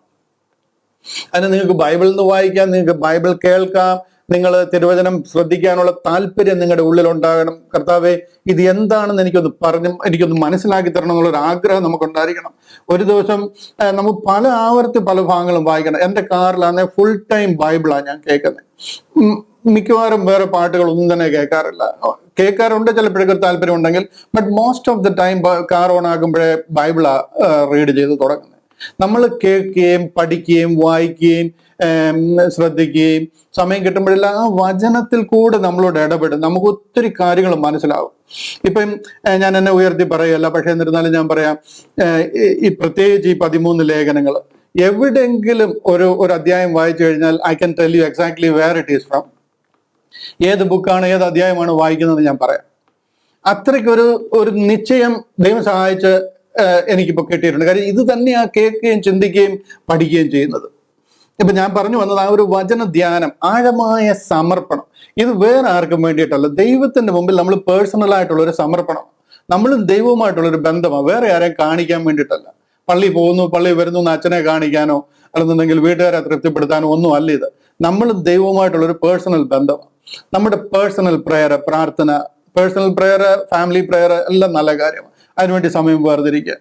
അതുപോലെ തന്നെ സുവിശേഷം പറയുക, സുവിശേഷം പഠിച്ചിരിക്കുന്നത് മറ്റുള്ളവരോട് പറഞ്ഞു കൊടുക്കുക. ക്രിസ്തുവിന്റെ അംബാസിഡേഴ്സ് ആയിട്ട് ഈ സത്യ സുവിശേഷം പറയുക, അതിന് ധൈര്യം കാണിക്കുക. നമ്മുടെ ആ പ്രത്യാശ നമ്മുടെ ഉള്ളിൽ വർദ്ധിക്കണം. പ്രത്യാശ ഉണ്ടെന്ന് പറഞ്ഞിട്ട് നമ്മൾ പേടിച്ച് നടക്കുകയല്ല. കർത്താവ് വരുമോ, ഞാൻ മരിച്ചു പോകുമോ, നാളെ എന്ത് സംഭവിക്കും, കർത്താവ് വന്നാൽ ഞാൻ കൈവിടപ്പെട്ടു പോകുമോ, ഇതൊന്നും ലെവലേശം നിങ്ങളുടെ ഉള്ളിൽ ഉണ്ടാകരുത്. നിങ്ങളുടെ വിശ്വാസം പാറ പോലെ ഉറച്ചതായിരിക്കണം. കർത്താവ് വന്നാൽ ഞാൻ പോകും, ഞാൻ മരിച്ചാൽ അടുത്ത നിമിഷം ഞാൻ കർത്താവിനോട് കൂടെ ആയിരിക്കും. ആ ഒരു പ്രത്യാശയിലുള്ള ഒരു ഉറപ്പുണ്ടായിരിക്കണം, ആ ഒരു ധൈര്യം. പിന്നെ ഒരു ഇന്ദ്രിയ ജയം, എല്ലാത്തിനും വേണ്ടുന്നതാണ് ഇന്ദ്രിയ ജയം. നമ്മുടെ ഈ പഞ്ചേന്ദ്രിയങ്ങളുടെ മേലുള്ള കൺട്രോള് നമുക്കുണ്ടായിരിക്കണം. ആത്മീക സന്തോഷം പ്രധാനമായിട്ട് നമുക്ക് വേണ്ടുന്ന ഒരു കാര്യമാണ്. നമ്മുടെ ആ നിത്യതയിലെ സന്തോഷം, നമ്മൾ നിത്യം അവിടെ ജീവിക്കാൻ പോവുക, എന്നേക്കുമായിട്ട് സ്വർഗത്തിൽ വാഴാൻ പോവുക. ഇവിടുത്തെ 7, 10 ഏറെയായാൽ 80 വർഷത്തെ വാഴ്ച കഴിയും. നമ്മളൊരു ദിവസം മരിക്കും, നമ്മളെ കുഴിച്ചിടും, നമ്മുടെ ഇവിടുത്തെ നമ്മൾ പടമാകും, നമ്മൾ തീർന്നു നമ്മുടെ കേസ്. നമ്മൾ ജീവിക്കാൻ പോകുന്നത് നിത്യമാണ്. നിത്യതയിൽ കർത്താവിനോടൊപ്പം വാഴാൻ പോവുക. അവിടുത്തെ വാസം ഓർത്തിട്ടാണ് നമ്മൾ സന്തോഷിക്കേണ്ടത്. അത് സന്തോഷിക്കുകയും അവിടെ നമുക്ക് എന്ത് കിട്ടും, അവിടെ നമുക്ക് എന്താണ് പ്രതിഫലം ലഭിക്കുന്നത്. ദൈവത്തിന്റെ മുമ്പിൽ ഞാൻ ലജ്ജിപ്പാൻ സംഗതിയില്ലാത്ത വേലക്കാരനായിട്ട് നിൽക്കണമെന്നുണ്ടെങ്കിൽ അതൊരു 10,000 വർഷമല്ല കേട്ടോ, അത് നിത്യമാണ്. അപ്പൊ അവിടെ നിങ്ങൾക്ക് എന്ത് വേണമെന്ന് തീരുമാനിക്കുന്ന ഇവിടുത്തെ ഈ ജീവിതത്തിലാണ്. ഇവിടെ എങ്ങനെ ജീവിക്കുന്നു എന്നുള്ളത് അതിന്റെ മെയിൻ സോഴ്സ് ആണ് ഈ വചന ധ്യാനം എന്ന് പറയുന്നത്. 13 ലേഖനങ്ങൾ ശരിക്കും നിങ്ങൾക്ക് ഓൾമോസ്റ്റ് ബൈ ഹാർട്ട് ആയിരിക്കണം. എവിടെ എന്താണ് കാര്യങ്ങൾ പറഞ്ഞിരിക്കുന്നത് അത് വായിക്കുകയും നിരന്തരം ധ്യാനിക്കുകയും ചെയ്യണം. നമ്മുടെ അകത്തെ മനുഷ്യൻ ആത്മാവിൽ ബലപ്പെടണം. ഞാൻ ഒരു ഭാഗം ഒന്ന് വായിച്ച് കേൾപ്പിച്ചോട്ടെ. ഞാൻ ഇത്രയും പറഞ്ഞപ്പോൾ ഫിലോസഫി പറയുന്ന പോലെ നിങ്ങൾ വിചാരിക്കല്ല. ഞാനൊരു വാക്യം പോൾ പറയുന്ന വേറൊരു ഭാഗം ഒന്ന് വായിച്ച് കേൾപ്പിക്കാം. ഇത് കണ്ടില്ലയോ, പൗലോസ് അപ്പോസ്തലൻ പറയുന്ന ഇതിനോടുള്ള ബന്ധത്തിൽ ഫിലിപ്പിയരോട് പറയുന്ന ഒരു ഭാഗം ഒന്ന് ശ്രദ്ധിച്ചേ. ഞാനിതൊന്ന് വായിച്ചു വിടാം. ജസ്റ്റ് ഒന്ന് വായിക്കത്തേ ഉള്ളൂ, അധികം നേരം നിൽക്കത്തില്ല. ഫിലിപ്പിയ ലേഖനം 3-ാം അധ്യായമാണ്. അവിടെ പറയാണ്, ഒടുവിൽ എൻ്റെ സഹോദരന്മാരെ കർത്താവിൽ സന്തോഷിപ്പീൻ. ഇത് പോൾ ജയിലിൽ കിടന്നുകൊണ്ട് എഴുതുക, ആ കാലാമത്തി കിടക്കുക, അവിടെ കിടന്നുകൊണ്ട് എഴുതുകയാണ്. എപ്പോഴും സന്തോഷിപ്പീൻ. അതേ കാര്യം നിങ്ങൾക്ക് പിന്നെ എഴുതുന്നതിൽ എനിക്ക് മടുപ്പില്ല, നിങ്ങൾക്ക് അത് ഉറപ്പുമാകുന്നു. കാര്യം എന്ന് പറഞ്ഞു കഴിഞ്ഞാൽ ഞാൻ ഇതിൽ സന്തോഷിക്കുന്നു. എനിക്ക് ഇവിടുത്തെ കാര്യങ്ങളൊന്നും ഒരു പ്രശ്നമേ അല്ല, ഇതൊക്കെ ചപ്പും ചവറുമാണ്. നിങ്ങൾ സന്തോഷിക്കാൻ പറയുക. നായ്ക്കളെ സൂക്ഷിപ്പീൻ, ആകാത്ത വേലക്കാരെ സൂക്ഷിപ്പീൻ, വിച്ഛേദനക്കാരെ സൂക്ഷിപ്പീൻ, പരിച്ഛേദനക്കാരെ സൂക്ഷിപ്പീൻ എന്നാ പറയുന്നത്. ഞാൻ അവിടെ നിൽക്കുന്നില്ല, മുന്നോട്ട് പോവുകയാണ്. നാമല്ലോ പരിച്ഛേദനക്കാർ, ഞാനും നിങ്ങളും ആ പരിച്ഛേദനക്കാർ. കാര്യം ദൈവത്തിന്റെ ആത്മാവ് കൊണ്ട് ആരാധിക്കുകയും ആ ആത്മാവാണ് നമ്മുടെ ഉള്ളിൽ വന്നിരിക്കുന്നത്, അതുകൊണ്ടാണ് നമ്മൾ ആരാധിക്കുന്നത്. ക്രിസ്തുയേശുവിൽ പ്രശംസിക്കുകയും കർത്താവ് നമ്മളെ വീണ്ടെടുത്തിൽ നമ്മൾ പ്രശംസിക്കുക, ജഡത്തിൽ ആശ്രയിക്കാതിരിക്കുകയും ചെയ്യുന്ന നാം തന്നെ. നമുക്ക് ഈ പുറത്തെ ജഡത്തിൽ ഒരാശ്രയവുമില്ല. ഇതിനെ ഒട്ടും വിശ്വസിക്കാൻ കൊള്ളാവുന്നതല്ല, അത് നമ്മൾ ആശ്രയിക്കുന്നേ ഇല്ല. പക്ഷെ എനിക്ക് ജഡത്തിലും ആശ്രയിക്കാൻ വകയുണ്ട്. പോൾ പറയുക, ആർക്കെങ്കിലും ജഡത്തിൽ ആശ്രയിക്കാമെന്നുണ്ടെങ്കിൽ എനിക്ക് അതിനെക്കാട്ടിലേറെ, എന്നിട്ടും ഞാൻ ഇതിനെയൊന്നും ആശ്രയിക്കുന്നില്ല എന്ന് പറയാ. ജസ്റ്റ് ഒന്ന് പറഞ്ഞു വിടുന്നുണ്ട്. ഞാൻ 8-ാം നാളിൽ പരിച്ഛേദന ഏറ്റവനാണ്. അത് യഹൂദന് നിർബന്ധമാണ്. 8-ാമത്തെ ദിവസം പരിച്ഛേദന ചെയ്യണം. ഞാൻ ഇസ്രായേൽ ജാതിക്കാരൻ, ബെന്യാമീൻ ഗോത്രക്കാരൻ എടുത്തു പറയാൻ കാര്യം, ബെന്യാമീൻ ഗോത്രത്തിൽ ആദ്യത്തെ രാജാവുണ്ട്, അത് ശൗൽ രാജാവ്, ബെന്യാമീൻ ഗോത്രത്തിൽ. അതുകൊണ്ട് രാജഗോത്രം എന്നാണ് അതിന് പറയുന്നത്. അവരുടെ ഇടയിൽ 12 ഗോത്രത്തിൽ ഇതിന് ഭയങ്കര ഡിമാൻഡാ. അതുകൊണ്ട് അത് എടുത്തു പറഞ്ഞേക്കുന്നത്. ബെന്യാമീൻ ഗോത്രക്കാരൻ, എബ്രായരിൽ നിന്ന് ജനിച്ച എബ്രായൻ, ന്യായപ്രമാണം സംബന്ധിച്ച് പരീശൻ, ശുഷ്കാന്തി സംബന്ധിച്ച് സഭയെ ഉപദ്രവിച്ചവൻ, വേറെ ഒരു സഭയുണ്ടെന്ന് അറിഞ്ഞ് അതിനെതിരായിട്ട് 12 അപ്പോസ്തലന്മാരെ ഉപദ്രവിച്ചവനാ ഞാൻ. അത്രയ്ക്ക് ശുഷ്കാന്തി എനിക്കുണ്ടായിരുന്നു. ന്യായപ്രമാണത്തിലെ നീതി സംബന്ധിച്ച് അനിന്യൻ, യാതൊരു നിന്ദ്യതയും എന്നെ കുറിച്ച് പറയാനില്ല. എങ്കിലും ഇതെല്ലാം ആയിരുന്നെങ്കിലും എനിക്ക് ലാഭമായിരുന്നതൊക്കെ ഞാൻ ക്രിസ്തു നിമിത്തം ഛേദമെന്ന് എണ്ണിയിരിക്കുന്നു. ഈ ഒരു സത്യം ഞാൻ മനസ്സിലാക്കി കഴിഞ്ഞപ്പോഴത്തേന് എനിക്ക് ഇതിനു മുമ്പുണ്ടായിരുന്ന ആ ഒരു വിശ്വാസത്തിൽ, ഞാൻ നിന്നിരുന്ന യഹൂദിയ പാരമ്പര്യത്തിൽ എനിക്കുണ്ടായിരുന്നതെല്ലാം ഞാൻ ഛേദമെന്ന് എണ്ണി. കാര്യം അതല്ല ദൈവിക വിളി. എന്നെ വിളിച്ചിരിക്കുന്ന വേറൊരു വലിയ വിളിക്ക് വേണ്ടിയിട്ടാണ്. എങ്കിലും എനിക്ക് ലാഭമായിരുന്നതെല്ലാം ഞാൻ ക്രിസ്തു നിമിത്തം ഛേദമെന്ന് എണ്ണിയിരിക്കുന്നു. അത്രയുമല്ല, എൻ്റെ കർത്താവായ യേശു ക്രിസ്തുവിനെ, ഇത് കാണിക്കാനാണ് ഞാൻ ഈ വന്നത്, കണ്ടില്ലയോ? അത്രയുമല്ല, കർത്താവായ യേശു ക്രിസ്തുവിനെ കുറിച്ചുള്ള പരിജ്ഞാനത്തിന്റെ ശ്രേഷ്ഠത നിമിത്തം ഞാൻ ഇപ്പോഴും എല്ലാം ഛേദമെന്ന് എണ്ണുന്നു. അന്നും ഛേദമെന്ന് എണ്ണി, ഇപ്പോഴും ഞാൻ ഇതിനെ ഒന്നും ഒരു ഇമ്പോർട്ടൻ്റ് ആയിട്ട് കാണുന്നില്ല. ഇതെല്ലാം റബിഷാണ്. ഇതിനെ ഇപ്പോഴും ഞാൻ ഛേദമെന്ന് എണ്ണുന്നു. ഞാൻ ക്രിസ്തുവിനെ നേടേണ്ടതിനും ന്യായപ്രമാണത്തിൽ നിന്നുള്ള എൻ്റെ സ്വന്തം നീതിയല്ല, ക്രിസ്തുവിങ്കലുള്ള വിശ്വാസം മൂലം ദൈവം വിശ്വസിക്കുന്നവർക്ക് നൽകുന്ന നീതി തന്നെ ലഭിച്ചു. എനിക്ക് ലഭിച്ചിരിക്കുന്നത് ന്യായപ്രമാണത്തിൽ പ്രകാരം ഞാൻ ഇതിന് പണ്ട് ജീവിച്ചിരുന്ന രീതിയിലുള്ള ഒരു നീതി അല്ല എനിക്ക് ലഭിച്ചിരിക്കുന്നത്. യേശു ക്രിസ്തുവിലുള്ള വിശ്വാസം മൂലം കർത്താവ് എനിക്ക് വേണ്ടി മരിച്ചു, അതിൽ എൻ്റെ പാപം പോക്കിയിരിക്കുന്നു എന്നുള്ള വിശ്വാസം മൂലം ദൈവം വിശ്വസിക്കുന്നവർക്ക് നൽകുന്ന നീതി തന്നെ ലഭിച്ചു. അവനിൽ ഇരിക്കേണ്ടതിനും അവന്റെ മരണത്തോട് അനുരൂപപ്പെട്ടിട്ട്, കണ്ടോ, ഇതാണ് എൻ്റെ വിഷയം. അവനിൽ ഇരിക്കേണ്ടതിനും, അങ്ങനെ യേശു ക്രിസ്തുവിൽ ഇരിക്കേണ്ടതിനും അവന്റെ മരണത്തോട് അനുരൂപപ്പെട്ടിട്ട് അവനെയും അവന്റെ പുനരുദ്ധാനത്തിന്റെ ശക്തിയെയും, കർത്താവിനോടുകൂടെ മരിച്ച് അവനോടുകൂടി ഉയർത്തെഴുന്നേറ്റ് അവന്റെ കഷ്ടാനുഭവങ്ങളുടെ കൂട്ടായ്മയും അനുഭവിച്ചറിയേണ്ടതിനും, ഇങ്ങനെ വല്ലവിധേനയും മരിച്ചവരുടെ ഇടയിൽ നിന്നുള്ള പുനരുദ്ധാനം, അതായത് ഈ ചത്ത് കിടക്കുന്നവരുടെ ഇടയിൽ നിന്നുള്ള ആ പുനരുദ്ധാനം പ്രാപിക്കണമെന്ന് വെച്ച് ഞാൻ അവന്റെ നിമിത്തം എല്ലാം ഉപേക്ഷിച്ച് ചവറന്നിടുന്നു. നിങ്ങൾക്ക് ഉൾക്കൊള്ളാൻ പറ്റുന്നുണ്ടോ? നിങ്ങൾക്ക് മനസ്സിലാകുന്നുണ്ടോ ഇത് എന്തായി പറയുന്നതെന്ന്? ഈ റോമാലേഖനം 11-ാം അധ്യായത്തിൽ പറഞ്ഞിരിക്കുന്ന കാര്യം തന്നെയായി പറയുന്നത്. അവന്റെ കഷ്ടാനുഭവങ്ങളെയും അവനിരിക്കേണ്ടത് അവന്റെ മരണത്തോട് അനുരൂപപ്പെടണം. അവന്റെ പുനരുദ്ധാനത്തിന്റെ ശക്തി, ഈ മരണത്തിന്റെയും അടക്കത്തിന്റെയും പുനരുദ്ധാനത്തിന്റെയും ശക്തിയെ അവന്റെ കഷ്ടാനുഭവങ്ങളുടെ കൂട്ടായ്മയെ അനുഭവിച്ചറിയേണ്ടതിന് ഈ ജഡത്തിലായിരിക്കുമ്പോൾ ഈ കഷ്ടാനുഭവങ്ങളുടെ കൂട്ടായ്മയെ അനുഭവിച്ചറിയേണ്ടതിന്, എൻ്റെ ഈ ജഡത്തെ ജീവിപ്പിക്കേണ്ടതിന്, ഇതിൽ ശിംശോനും ഗിദയോനും ഒക്കെ ലഭിച്ച ശക്തി പോലെ തന്നെ എനിക്ക് ലഭിക്കേണ്ടതിന് ഞാൻ ആഗ്രഹിക്കുന്നു. കർത്താവിന്റെ ആ മരണത്തെയും അവന്റെ പുനരുദ്ധാനത്തെയും അവന്റെ കഷ്ടാനുഭവങ്ങളുടെ ശക്തിയെയും ഞാൻ അനുഭവിച്ചറിയേണ്ടതിന്, ഈ ആത്മാവിൽ, ഈ ശരീരത്തിൽ നമ്മൾ ആയിരിക്കുമ്പോൾ നമ്മുടെ ഉള്ളിൽ പകർന്നിരിക്കുന്ന ആത്മാവിനെ കൊണ്ട് നമുക്ക് ഇതെല്ലാം അനുഭവിക്കാൻ പറ്റും. അതിനെ നമ്മൾ എങ്ങനെ ബലപ്പെടുത്തുന്നു അത്രമാത്രം അത് ബലപ്പെടും. പോൾ പറയുന്നത് അതിനെ മുഴുവനും അനുഭവിക്കാൻ ഞാൻ ആഗ്രഹിക്കുന്നു എന്ന് പറയുക. അവന്റെ കഷ്ടാനുഭവങ്ങളുടെ കൂട്ടായ്മയെ അനുഭവിച്ചറിയേണ്ടതിനും, ഇങ്ങനെ വല്ല വിധേനയും മരിച്ചവരുടെ ഇടയിൽ നിന്നുള്ള പുനരുദ്ധാനം പ്രാപിക്കണമെന്ന് വെച്ച് ഞാൻ അവന്റെ നിമിത്തം എല്ലാം ഉപേക്ഷിച്ച് ചവറ നിന്നു. ലഭിച്ചു കഴിഞ്ഞുവെന്നോ തികഞ്ഞവനായി എന്നോ അല്ല, തികഞ്ഞിട്ടില്ല, എനിക്ക് ലഭിച്ചു കഴിഞ്ഞിട്ടുമില്ല. ഞാൻ ക്രിസ്തുയേശുവിനാൽ പിടിക്കപ്പെട്ടിരിക്കുന്നതുകൊണ്ട് എനിക്കും അത് പിടിക്കാമോ എന്ന് വെച്ച് പിന്തുടരുന്നതേ ഉള്ളൂ. ദൈവിക ശക്തി എന്നിൽ നിറഞ്ഞ് കവിയേണ്ടതിന്, സഹോദരന്മാരെ, ഞാൻ പിടിച്ചിരിക്കുന്നു നിരൂപിക്കുന്നില്ല. ഞാൻ ചെയ്യുന്നു, പിമ്പിലുള്ളത് മറന്നും മുമ്പിലുള്ളത് ആഞ്ഞും കൊണ്ട് ക്രിസ്തുയേശുവിൽ ദൈവത്തിന്റെ പരമ വിളിയുടെ ബിരുദനായി ലാക്കിലേക്ക് ഓടുന്നു. നമ്മിൽ തികഞ്ഞവനൊക്കെയും ഇങ്ങനെ തന്നെ ചിന്തിച്ചു കൊള്ളുക. വല്ലതിലും നിങ്ങൾ വേറെ വിധമായി ചിന്തിച്ചാൽ ദൈവം അത് നിങ്ങൾക്ക് വെളിപ്പെടുത്തി തരും. എന്നാൽ നാം പ്രാപിച്ചിരിക്കുന്ന പരിജ്ഞാനം തന്നെ അനുസരിച്ച് നടക്കുക.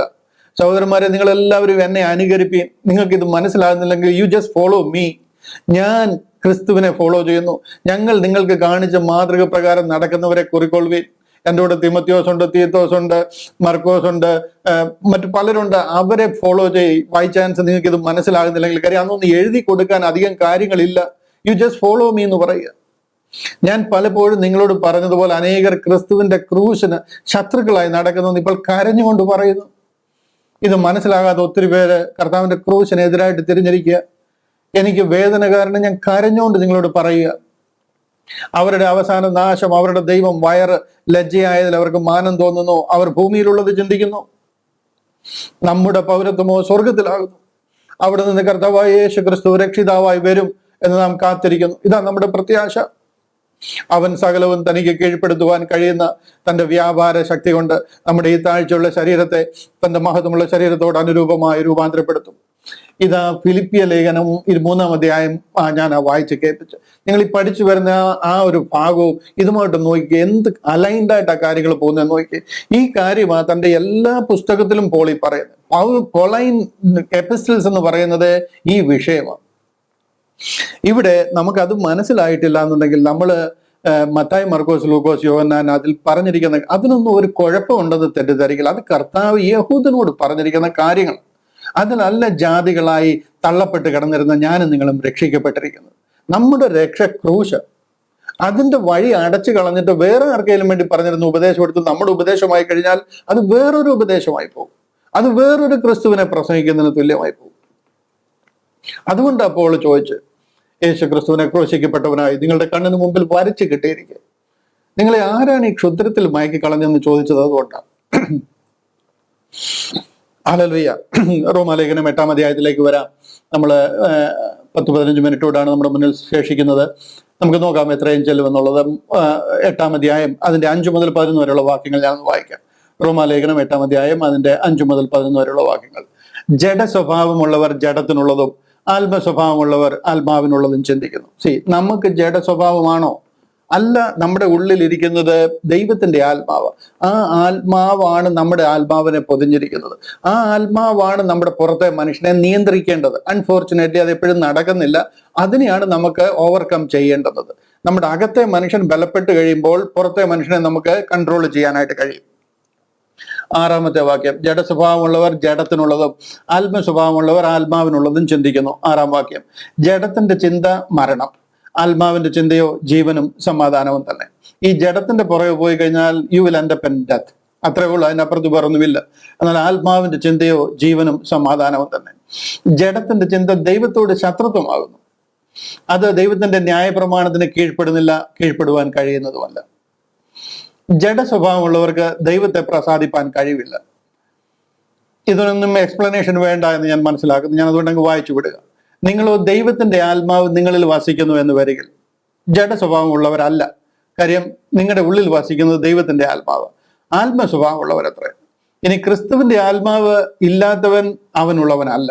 അങ്ങനെ ഇല്ലാത്തവൻ ക്രിസ്ത്യാനിയെ അല്ല, അല്ലെങ്കിൽ ക്രിസ്തുവിനുള്ളവനല്ല. നിങ്ങളുടെ പേര് ചിലപ്പം ഫെർണാണ്ടസ് എന്നും ഏലിയാസ് എന്നും ജോർജ് എന്നും തോമസ് എന്നും ഒക്കെ ആയിരിക്കും. പക്ഷെ എന്നുണ്ടെങ്കിൽ ക്രിസ്ത്യാനി എന്ന് പറയാൻ പറ്റത്തില്ല. ക്രിസ്തുവിലുള്ളവരല്ല നിങ്ങൾ. ക്രിസ്തു നിങ്ങളിൽ ഉണ്ടെങ്കിലോ ശരീരം പാപനിമിത്തം മരിക്കേണ്ടതെങ്കിലും ആത്മാവ് നീതി നിമിത്തം ജീവനാകുന്നു. ഒരിക്കൽ ദൈവത്തിന്റെ ആത്മാവ് നമ്മുടെ ആത്മാവിലേക്ക് വന്നു കഴിഞ്ഞാൽ നമ്മുടെ ഈ ജഡം പോകും. ഈ ജഡം എന്നേക്കുമായിട്ട് നഷ്ടപ്പെട്ടു പോകുക. ഇത് നഷ്ടപ്പെട്ടു പോകുമെങ്കിലും മരിക്കേണ്ടതെങ്കിലും ആത്മാവ്, നമ്മുടെ അകത്തെ മനുഷ്യൻ നീതി നിമിത്തം ജീവനാകുന്നു. അത് എന്നേക്കുമായിട്ട് ജീവിക്കാൻ പോവുക. അതിനെക്കുറിച്ച് പറയാ, യേശുവിനെ മരിച്ചവരിൽ നിന്ന് ഉയർപ്പിച്ചവന്റെ ആത്മാവ്. അതായത് യേശു ക്രിസ്തുവിനെ മരിച്ച് അടക്കി വെച്ചിരുന്നെങ്കിലും ആ അടക്കത്തിൽ നിന്ന് ഉയർപ്പിച്ചവന്റെ ആത്മാവ് നിങ്ങളിലേക്ക് വസിക്കുകയാണെങ്കിൽ, അഫ്കോഴ്സ് അതാണ് നിങ്ങളിൽ വസിക്കുന്നത്. നിങ്ങൾ സ്നാനപ്പെടുക എന്ന് പറയുന്ന ആ ആത്മാവ് നമ്മിലേക്ക് വരിക. ആ ആത്മാവ് നിങ്ങളിൽ വസിക്കുന്നുവെങ്കിൽ യേശു ക്രിസ്തുവിനെ മരണത്തിൽ നിന്ന് ഉയർപ്പിച്ചവൻ നിങ്ങളിൽ വസിക്കുന്ന തന്റെ ആത്മാവിനെ കൊണ്ട് നിങ്ങളുടെ ഈ മർത്യ ശരീരങ്ങൾ, ഈ മോർട്ടൽ ബോഡിയെ അത് ജീവിപ്പിക്കും. It will quicken your mortal body. നിങ്ങളുടെ ഈ മർത്യ ശരീരത്തെയും ജീവിപ്പിക്കും എന്ന് പറയും. How to lead a Christian life that pleases God. അതാണ് ഈ വിഷയത്തിൽ ഇവിടെ പറയുന്നത്. നമ്മുടെ പുറത്തെ മനുഷ്യനെ നന്നാക്കിയിട്ട്, നമ്മുടെ ഈ പുറത്തെ മനുഷ്യനുണ്ടല്ലോ, ഈ പുറത്തെ മനുഷ്യനെ നന്നാക്കിയിട്ട് നമുക്ക് ജീവിക്കാൻ കഴിയും എന്ന് നിങ്ങൾ വിചാരിക്കില്ല.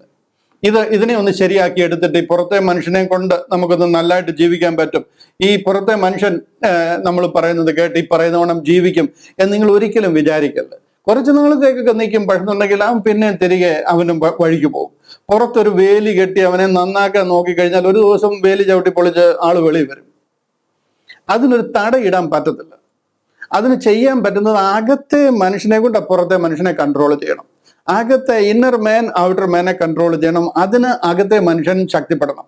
ഞാൻ നിങ്ങൾക്ക് കുറച്ചു നേരമായിട്ട് തന്നെ കേട്ടിരിക്കുന്നല്ലോ, ഞാനൊരു ചെറിയ ഉദാഹരണം പറയാം നിങ്ങളുടെ ഉറക്കം ഒന്ന് മാറാൻ വേണ്ടി. ഞങ്ങളുടെ നാട്ടിലൊക്കെ കോഴഞ്ചേരിയിൽ വെള്ളം പോകുമ്പോൾ ആറ്റിൽ കൂടെ വെള്ളം വരുമ്പോഴത്തേന് ആറ്റിൽ കൂടെ തടി ഒഴുകി വരും, വലിയ തടിയൊക്കെ ഒഴുകി വരും. ഈ തടി ഒഴുകി വരുമ്പം ചെറുപ്പക്കാർ പിള്ളേരിപ്പോ പിള്ളേർക്ക് പണിയൊന്നും ഇല്ലാതെ നിൽക്കുന്ന സമയത്തൊക്കെ പണ്ടൊക്കെ ഒരു സ്ഥിരം പരിപാടിയായിരുന്നു. ഈ ആറ്റിൽ കൂടെ തടി ഒഴുകി വരുമ്പോഴത്തേന് പാലത്തിൽ നിന്ന് എടുത്ത് വെള്ളത്തിൽ ചാടും, പാലത്തിൽ നിന്ന് ചാടും ആറ്റിലേക്ക്. ചാടി കഴിഞ്ഞിട്ട് ഈ ഒഴുകി വരുന്ന തടിയെ പിടിക്കും. തടി പിടിച്ചിട്ട് ഒരു 4-5 പേര് അവിടെ നീന്തി കൂടി ഇതിനെ പിടിച്ച് ഒരു സൈഡിലോട്ട് അടുപ്പിക്കും. വലിയ തടിയായിരിക്കും. അങ്ങ് വടശ്ശേരിക്കരയെന്നും അങ്ങ് എന്താ പറയുന്നത് അവിടെ നിന്നൊക്കെ ഒഴുകി വരുന്ന തടിയാണ്. അങ്ങനെ ശബരിമല കാട്ടിൽ നിന്നൊക്കെ വരുന്ന തടിയാണ്. വലിയ തടിയൊക്കെ കടപുഴുകി വരുന്നുണ്ട്. അതിനെയൊക്കെ നല്ല തടികളുണ്ട്. അതിനെ നീന്തി പിടിച്ച് തള്ളി അടുപ്പിച്ച് ഒരു 5-6 പേരൊക്കെ കൂടി നീന്തി അതിനെ സൈഡിൽ അടുപ്പിക്കും. അങ്ങനെ പിന്നെ അതിനെ വിറ്റ് ചില്ലറ കാശ് ഉണ്ടാക്കാനുള്ള ഒരു മാർഗമായിരുന്നു. അങ്ങനെ സാധാരണ ഈ തടി ഒഴുകി വരുന്നത് കണ്ടുകൊണ്ട് ചാടാറുണ്ട്. ഒരിക്കലൊരു സന്ധ്യ പരുവമായി കഴിഞ്ഞപ്പോൾ ഇതുപോലൊരു തടി ഒഴുകി വരുന്ന കണ്ടുകൊണ്ട് ഒരാൾ ചാടി കഴിഞ്ഞപ്പോഴത്തേന് ഈ തടിയൽ പിടികൂടി. കുറച്ച് കഴിഞ്ഞിട്ട് ഈ തടിയുമായിട്ട് കുറെ പിടുത്തം നടക്കുന്നുണ്ട്. പക്ഷെ ഈ തടി അങ്ങോട്ടും അടുക്കുന്നില്ല. അതിനെ പിടിച്ച് അതുമായിട്ട് ഇങ്ങനെ നീന്തി നിൽക്കുകയാണ്. അപ്പം കരയ്ക്ക് നിന്നുകൊണ്ട് പാലത്ത് എന്തൊക്കെ ആൾക്കാർ വിളിച്ചു പറയുന്നുണ്ട്, എടാ വിട്ടേര്, അത് പിടിച്ചിട്ട് കിട്ടുന്നില്ലെങ്കിൽ വിട്ടേക്കാൻ പറയുന്നുണ്ട്. ഇതങ്ങ് ഒഴുകിക്കൊണ്ട് പോവാ. അവൻ പറഞ്ഞു, ഞാൻ എപ്പോഴേ വിട്ടതാ, പക്ഷെ എന്നെ ഇത് വിടുന്നില്ല. ആ ഒഴുകി വന്നേക്കുന്ന ഒരു കരടിയായിരുന്നു. ഈ മലവെള്ളപ്പാച്ചിൽ ഒഴുകി വന്ന ഒരു കരടിയാന്നാ പറയുന്നത്. അത് ഇവനെ പിടിച്ചേക്കുക. അവൻ പറയുന്നത് ഞാൻ എപ്പോഴേ വിട്ടതാ, പക്ഷെ ഇത് എന്നെ വിടുന്നില്ലെന്ന് എന്ന് പറഞ്ഞ മാതിരി പല കാര്യങ്ങളും നമ്മൾ ജീവിതത്തിൽ വിട്ടുകളയും. പക്ഷെ അതൊന്നും നമ്മളെ വിടത്തില്ല. 4 ദിവസം കഴിയുമ്പോഴത്തേന് ഇതെല്ലാം തിരിച്ച് വീണ്ടും നമ്മുടെ കൂടെ കൂടും. ഈ പൂച്ചയെ കൊണ്ട് കാട്ടി കളയുന്ന മാതിരിയാണ്. ചില വീട്ടിലൊക്കെ പൂച്ച ഒത്തിരി കൂടി കഴിയുമ്പോഴത്തേന് ഇതിനെ ചാക്കിനകത്ത് കെട്ടിയിട്ട് ചിലപ്പോൾ അങ്ങ് കാട്ടിലൊക്കെ കൊണ്ട് കളഞ്ഞിട്ട് വരും. നേരം വെളുക്കുമ്പോൾ പൂച്ച പഠിക്കലെന്നുണ്ട് കയ്യിൽ നക്കിക്കൊണ്ട് പഠിക്കലിരിക്കുന്ന കാണാം. ഇത് പോകത്തില്ല. കൊണ്ട് കളഞ്ഞെന്ന് പറഞ്ഞു കഴിഞ്ഞാൽ കുറച്ച് കഴിയുമ്പോൾ തന്നെ കറങ്ങി തിരിഞ്ഞെങ്കിൽ വീട്ടിൽ വരും. ഇതുമാതിരിയാണ് നമ്മുടെ ശരീരത്തെ നമ്മൾ കൺട്രോൾ ചെയ്ത് നമ്മൾ നീതിമാനാകാൻ ശ്രമിച്ചു കഴിഞ്ഞാൽ, ഇതിന് വേലി കെട്ടാൻ ശ്രമിച്ചാൽ ഒരു ദിവസം അത് ചവിട്ടി പൊളിച്ച് വെളി വരും. നമുക്ക് ഈ പുറത്തെ ജഡത്തിൽ പ്രശംസിക്കാൻ കഴിയത്തില്ല. ഈ പുറത്തെ ജഡത്തെ കൊണ്ട് നമുക്ക് നീതിമാനായിട്ട് ജീവിച്ച് ഈ പറയുന്ന മാതിരി ഈ ഒരു ഉപദേശത്തിൽ ഇത് നടക്കത്തില്ല. നമ്മളെ കൺട്രോൾ ചെയ്യാൻ നമ്മൾ അകത്തുനിന്ന് കൺട്രോൾ ചെയ്യണം. കാര്യം എന്താണെന്ന് ചോദിച്ചു കഴിഞ്ഞാൽ, നമ്മുടെ ഈ പുറത്തെ മനുഷ്യൻ ഈ ലോക സുഖ സൗകര്യങ്ങളെല്ലാം ഇഷ്ടപ്പെടുന്ന ഒരു ശരീരത്തിലാണ് ദൈവം നമ്മളെ ആക്കിയിരിക്കുന്നത്. അതുകൊണ്ട് തന്നെ അതിന് ഒരു രൂപാന്തരം വന്നിട്ടില്ല. ഈ പുറത്തെ ശരീരത്തിന് ഒരു രൂപാന്തരം വന്നിട്ടില്ല. ആ രൂപാന്തരം വരുന്നത് റാപ്ചറിന്, നമ്മൾ ഇവിടെ നിന്ന് ചേർക്കപ്പെടുമ്പോഴാണ് രൂപാന്തരം സംഭവിക്കുന്നത്. അതുവരെ നമുക്ക് ഈ പ്രോബ്ലം നമ്മളോട് കൂടെ ഉണ്ടാകും. ഈ പ്രാകൃത ശരീരമാണ് നമുക്കുള്ളത്. പ്രാകൃതം എന്ന് പറഞ്ഞു കഴിഞ്ഞാൽ പല്ല് തേക്കാതെ കുളിക്കാതെ നടക്കുന്ന ശരീരമൊന്നല്ല, പ്രകൃതിയാൽ ലഭിച്ചിരിക്കുന്ന ശരീരം, പ്രാകൃത ശരീരം. അതിൽ ആണ് നമ്മളെ ദൈവം ആക്കിയിരിക്കുന്നത്. ഇതിന്റെ ഈ പ്രോബ്ലം എന്നേക്കും നിലനിൽക്കും. നമ്മൾ ഈ റാപ്ചറിൽ ചേർക്കപ്പെടുന്നവരെ ഈ പ്രോബ്ലം ഉണ്ടാകും. ഇതിനെയാ റോമാലേഖനം 7-ാം അധ്യായത്തിൽ പൗലോസ് അപ്പോസ്തലൻ അതിന്റെ 17-ാം വാക്യത്തിലൊക്കെ പറയുന്ന, 17-ലും 20-ലും ഒക്കെ പറയുന്നത്. ആ വാക്യം കണ്ടോ, അവിടെ പോൾ പറയുന്നത് കണ്ടോ, ഈ ഒരു വിഷയത്തെ കുറിച്ചാണ് പറയുന്നത്. അതിന്റെ 17-ാം വാക്യത്തിൽ, ആകയാൽ അതിനെ പ്രവർത്തിക്കുന്നത് ഞാനല്ല, എന്നിൽ വസിക്കുന്ന പാപം അത്രേ. ഈ സംഗതി നമ്മുടെ ശരീരത്തിലുണ്ട്.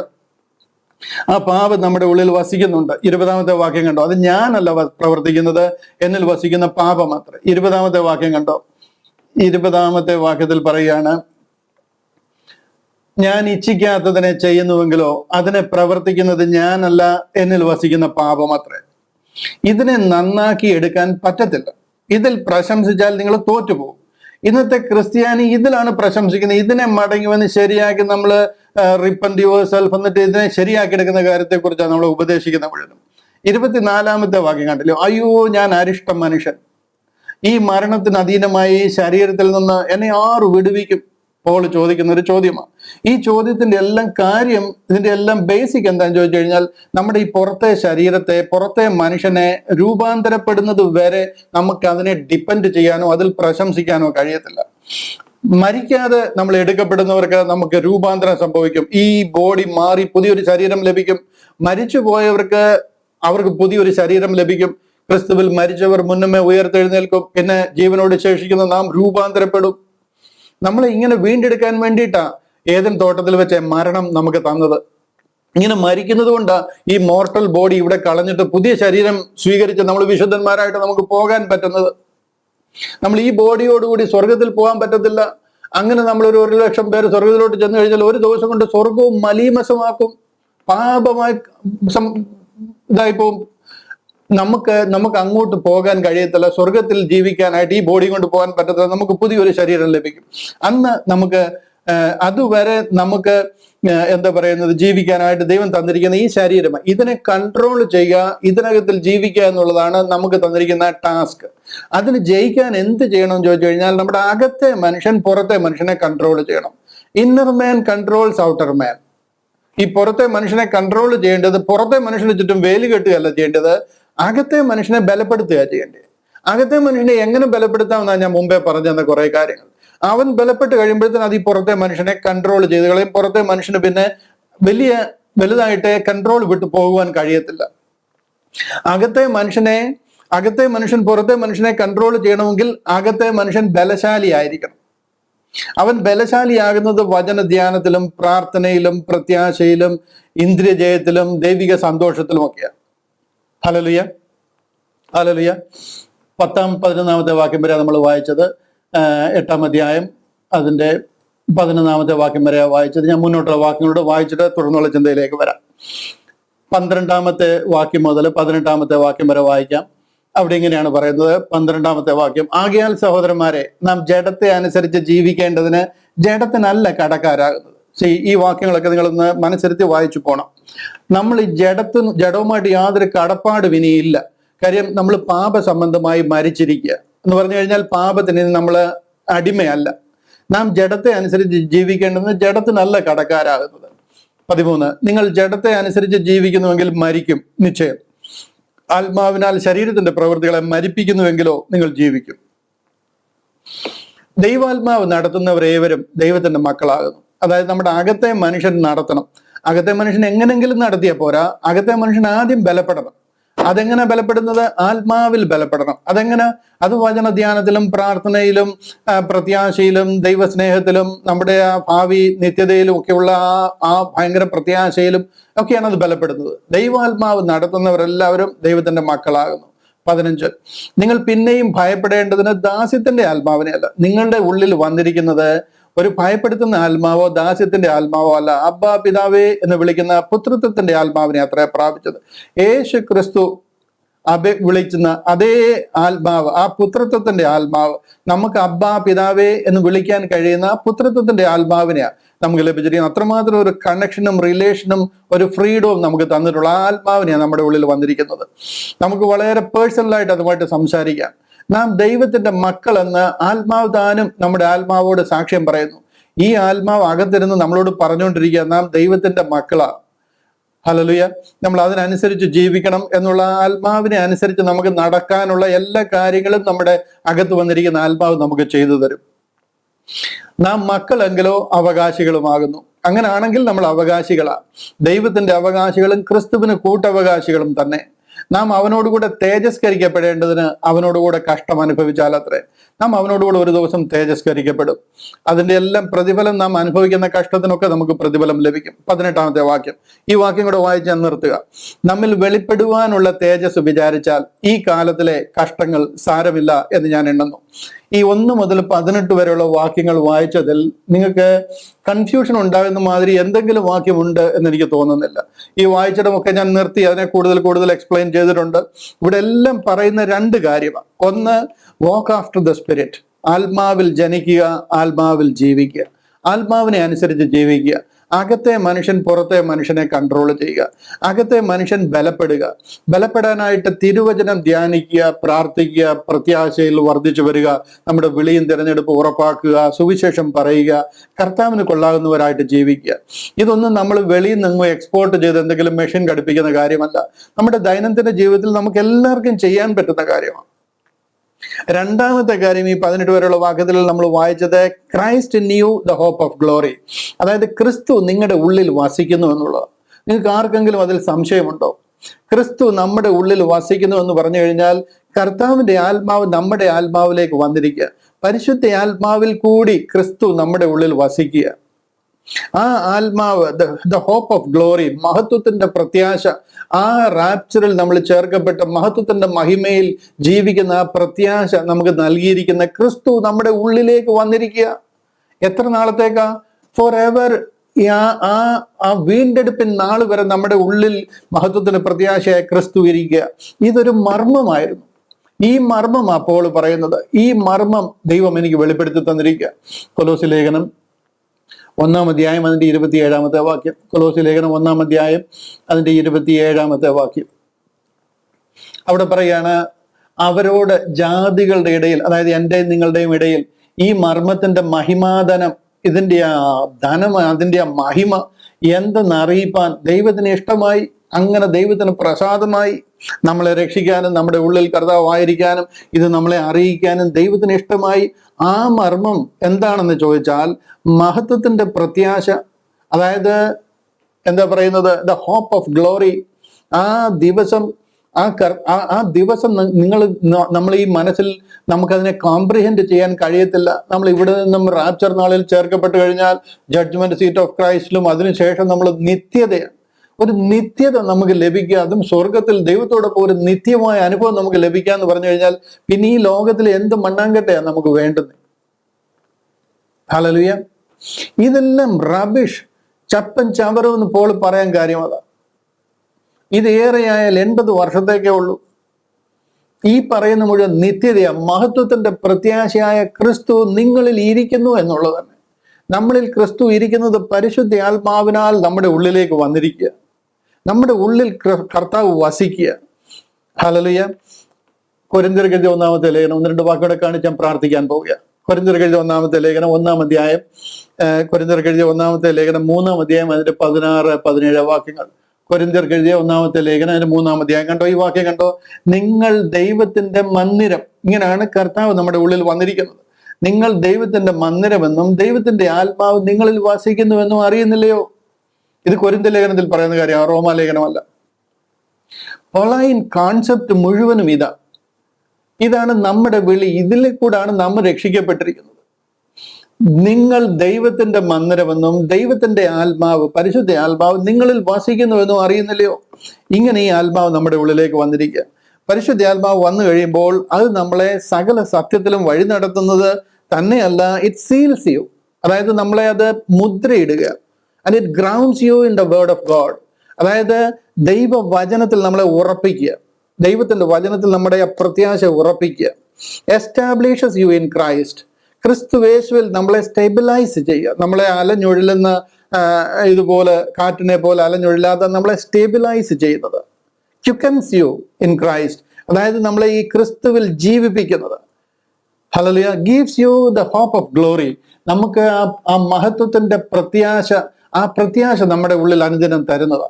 ഈ ആത്മാവ് നമ്മുടെ ഉള്ളിലേക്ക് വന്നു കഴിയുമ്പോഴത്തേന് ഈ ആത്മാവാണ് നമ്മുടെ ഉള്ളിലേക്ക് വന്നിരിക്കുന്നത്. ഇതൊരു അറിവ് സമ്പാദനത്തിന് വേണ്ടിയിട്ടോ അല്ലെന്നുണ്ടെങ്കിൽ നമ്മൾ വാട്സാപ്പിൽ ഇതൊരു 4 പേർക്ക് അയച്ചു കൊടുത്ത് അതുകൊണ്ട് ഒതുക്കുന്നതിനോ ഇടയായി തീരാതെ ഈ ഒരു സത്യം നിങ്ങൾ ആദ്യം പഠിക്കണം. നിങ്ങളിത് ശരിക്കും ഒരാൾക്ക് പറഞ്ഞു കൊടുക്കാൻ രീതിയിൽ നിങ്ങളത് ഒരു ചലഞ്ചായിട്ട് ഏറ്റെടുത്തത് മനസ്സിലാക്കിയിട്ട് ഈ ക്രിസ്തീയ വിശ്വാസം മാത്രം മറ്റുള്ളവർക്ക് പറഞ്ഞു കൊടുക്കുക. വേറെ ഒത്തിരി കാര്യങ്ങളൊന്നും പറയാൻ പോയില്ലെങ്കിലും വേണ്ടുകയില്ല. ഈ ഒരു സത്യം ഒന്നും പറഞ്ഞു കൊടുക്കാൻ കഴിയും എന്നുണ്ടെങ്കിൽ you are really making A Christian A true Christian. ഒരു ക്രിസ്ത്യാനിയെ ഒരു സത്യ ക്രിസ്ത്യാനിയായിട്ട് മാറ്റുക ചെയ്യുന്നത്. ഇന്ന് ഒത്തിരി പ്രസ്ഥാനങ്ങൾ കണ്ടുവരുന്നുണ്ട്. എംബറം മാനുവൽ എന്നോ കൃപാസനം എന്നൊക്കെ പറഞ്ഞ്, ഞാൻ പേരെടുത്ത് പറയുന്നില്ല, എന്നോട് ക്ഷമിക്കണം, വേറെ വഴിയില്ലാത്തതുകൊണ്ട് പറയുക. ലക്ഷക്കണക്കിന് ജനങ്ങളെ തെറ്റിച്ച് കളഞ്ഞിരിക്കുന്നു. അവരൊക്കെ ഈ സത്യം അറിഞ്ഞു കഴിഞ്ഞാൽ ഒരു നിമിഷം കൊണ്ട് രക്ഷിക്കപ്പെടാൻ പറ്റുന്ന ആൾക്കാരാണ്. പഠിച്ചവരും വിദ്യാഭ്യാസമുള്ളവരും ഡോക്ടേഴ്സും എഞ്ചിനീയേഴ്സും എത്രയോ പേരാണെന്നറിയാം. ഇത്ര നിസ്സാരമാണ്. ഒരു മീറ്റിംഗ് കഴിയുന്നതിന് മുമ്പായിട്ട് നമ്മുടെ നിത്യത ഉറപ്പാക്കാവുന്ന വിഷയമായി പറയുന്നത്. ഹല്ലേലൂയ. ഹല്ലേലൂയ. നമ്മുടെ സമയം തീർന്ന് ഞാൻ 8-ാമത്തെ അധ്യായത്തിലേക്ക് ഞാൻ വീണ്ടും വരും, അടുത്ത ദിവസങ്ങളിലൊക്കെ വരും. അപ്പം നമുക്ക് അതിനകത്ത് വിട്ടുപോയ ഭാഗങ്ങളൊക്കെ ഞാൻ ലൈൻ ബൈ ലൈൻ ആയിട്ട് പോയിട്ട് വീണ്ടും പറഞ്ഞു തരാം. അതുകൊണ്ട് ഭാരപ്പെടേണ്ട. 8-ാമത്തെ അധ്യായത്തിന്റെ 18-ാമത്തെ വാക്യം മാത്രം ഞാനൊന്ന് വായിച്ച് നമ്മൾ പ്രാർത്ഥിക്കാനായിട്ട് പോവുകയാണ്. അവിടെ പറയാണ്, നമ്മിൽ വെളിപ്പെടുവാനുള്ള തേജസ്. വിചാരിച്ചാൽ ഈ കാലത്തിലെ കഷ്ടങ്ങൾ സാരമില്ല എന്ന് ഞാൻ എണ്ണുന്നു.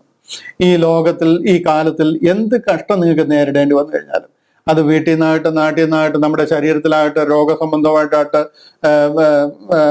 ജോലിയിൽ നിന്നാകട്ടെ, ഏതെങ്കിലും രീതിയിലുള്ള പ്രയാസങ്ങൾ നിങ്ങൾ അനുഭവിക്കുന്നുണ്ടെങ്കിൽ അതിനെ ഒന്നും പെരുപ്പിച്ച് കാണിച്ച് തലയിൽ വെച്ചിട്ട് അതൊരു വലിയ ടെൻഷനായിട്ട് നടക്കേണ്ട ആവശ്യമില്ല.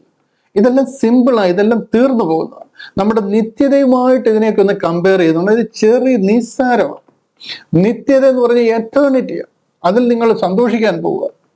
എന്നേക്ക് നിങ്ങൾക്ക് എന്താണ് നിങ്ങൾക്ക് ചിന്തിക്കുന്നത് സന്തോഷം, അതിനെ ഒരു 10,000 മടങ്ങ് കൊണ്ട് ഗുണിച്ചു കഴിഞ്ഞാൽ അതിലേക്കാണ് നിങ്ങൾ പോകാൻ പോകുന്നത്. അതിനു വേണ്ടിയിട്ടാണ് ഈ പരിശുദ്ധ ആത്മാവിനെ നമ്മുടെ ഉള്ളിൽ തന്നിരിക്കുന്നത്.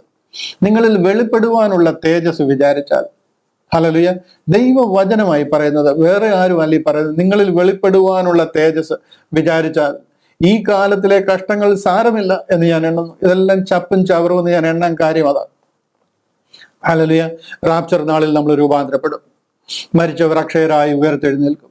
നാം എല്ലാവരും ക്രിസ്തുവിന്റെ ന്യായാസനത്തിന് മുൻപാകെ നിൽക്കും. കൊരിന്ത്യർക്ക് എഴുതിയ 2-ാമത്തെ ലേഖനം 5-ാം അധ്യായം 10-ാം വാക്യത്തിൽ പറയുന്നു, അവനവൻ ശരീരത്തിലിരിക്കുമ്പോൾ ചെയ്തത് നല്ലതാകിലും തീയതാകിലും ചെയ്തതിനൊത്തവണ്ണം പ്രാപിക്കേണ്ടതിന് നാം എല്ലാവരും ക്രിസ്തുവിന്റെ ന്യായാസനത്തിന് മുൻപാകെ നിൽക്കേണ്ടി വരും. അവിടെ നമ്മുടെ പേര് വിളിക്കും. നമ്മളെല്ലാവരും പേര് വിളിച്ച് ഓരോരുത്തർക്കും ചെയ്തതിന്റെ പ്രതിഫലം ലഭിക്കും. ഹല്ലേലൂയ. ആ ക്രിസ്തു നമ്മുടെ ഉള്ളിൽ വസിക്കാൻ ഇടയാകട്ടെ. ആ ക്രിസ്തു ഉള്ളിൽ വരുന്നത് നമുക്കെന്തെങ്കിലും മാനസാന്തരം സംഭവിച്ചിട്ടോ, നമ്മളെ ജലസ്നാനം ചെയ്തിട്ടോ, നമ്മളെന്തെങ്കിലും വിശുദ്ധനായിട്ട് ജീവിച്ചിട്ടോ അല്ല. അതാദ്യം നമ്മൾ മനസ്സിലാക്കണം. ഇതിലൊന്നുമല്ല ക്രിസ്തു നമ്മുടെ ഉള്ളിലേക്ക് വരുന്നത്. ഈ പിക്ചർ നിങ്ങളുടെ മനസ്സിൽ പതിയണം. ഹോളി സ്പിരിറ്റ് നമ്മുടെ ഉള്ളിലേക്ക് വരുന്നത് ക്രിസ്തു നമ്മുടെ പാപങ്ങൾക്ക് വേണ്ടി തിരുവെഴുത്തുകളും പ്രകാരം മരിച്ചു, അടക്കപ്പെട്ടു, തിരുവെഴുത്തുകളും പ്രകാരം 3-ാം നാൾ ഉയർത്തെഴുന്നേറ്റിരിക്കുന്നു എന്നുള്ള ആഴമായ വിശ്വാസത്തിലും സമർപ്പണത്തിലുമാണ്. ആ പരിശുദ്ധ ആത്മാവ് നമ്മുടെ ആത്മാവിലേക്ക് വരികയും അതിനെ സീൽ ചെയ്യുകയും ചെയ്യുക. ഒരിക്കൽ സീൽ ചെയ്തു കഴിഞ്ഞാൽ നമ്മുടെ വീണ്ടെടുപ്പിൻ നാൾ വരെ യു ആർ സീൽഡ് ആണ്. അതിനെ അനുദിനം ഈ ദൈവവചനം കൊണ്ട് പോഷിപ്പിക്കണം. നമ്മുടെ അകത്തെ മനുഷ്യൻ ബലപ്പെടണം. അകത്തെ മനുഷ്യൻ നമ്മുടെ പുറത്തെ മനുഷ്യനെ കൺട്രോൾ ചെയ്യണം. പാവങ്ങളും കുഴപ്പങ്ങളും ഒക്കെ നമ്മുടെ ജീവിതത്തിൽ വീണ്ടും വരാൻ ചാൻസ് ഉണ്ട്. പക്ഷെ അതിനെ ഓവർകം ചെയ്യാൻ കർത്താവിന്റെ ആത്മാവ് നമുക്ക് തുണ നിൽക്കും. നിങ്ങൾ ദൈവത്തിന്റെ ആത്മാവിനെ അനുസരിച്ച് നടക്കുന്നുവെങ്കിൽ ജഡത്തെ പ്രസാദിപ്പിക്കുന്നവരാകത്തില്ല, കർത്താവിന് കൊള്ളാവുന്നവരായി ജീവിക്കുവാൻ ദൈവം നമുക്ക് ഭാഗ്യം തരും. അടുത്ത ഒരാഴ്ചയോട് നമുക്ക് ക്ലാസ് ഉണ്ട്. സെപ്റ്റംബർ മാസം ഫുൾ നമുക്ക് ലീവാണ്, സമ്മർ ഹോളിഡേയ്സ് ആണ്. സെപ്റ്റംബർ മാസത്തിൽ നാട്ടിൽ പല മീറ്റിങ്ങുകൾ നടക്കുന്നുണ്ട്. എനിക്ക് നാട്ടിലായിരിക്കേണ്ടതായിട്ടുണ്ട്. അതുകൊണ്ട് സെപ്റ്റംബർ മാസം ഫുള്ള് നമുക്ക് ക്ലാസ്സുകൾ ഉണ്ടായിരിക്കത്തില്ല. അടുത്ത ആഴ്ചയ്ക്ക് ശേഷം നമുക്കൊരു ബ്രേക്ക് ആയിരിക്കും, ഒരു മാസത്തേക്ക്.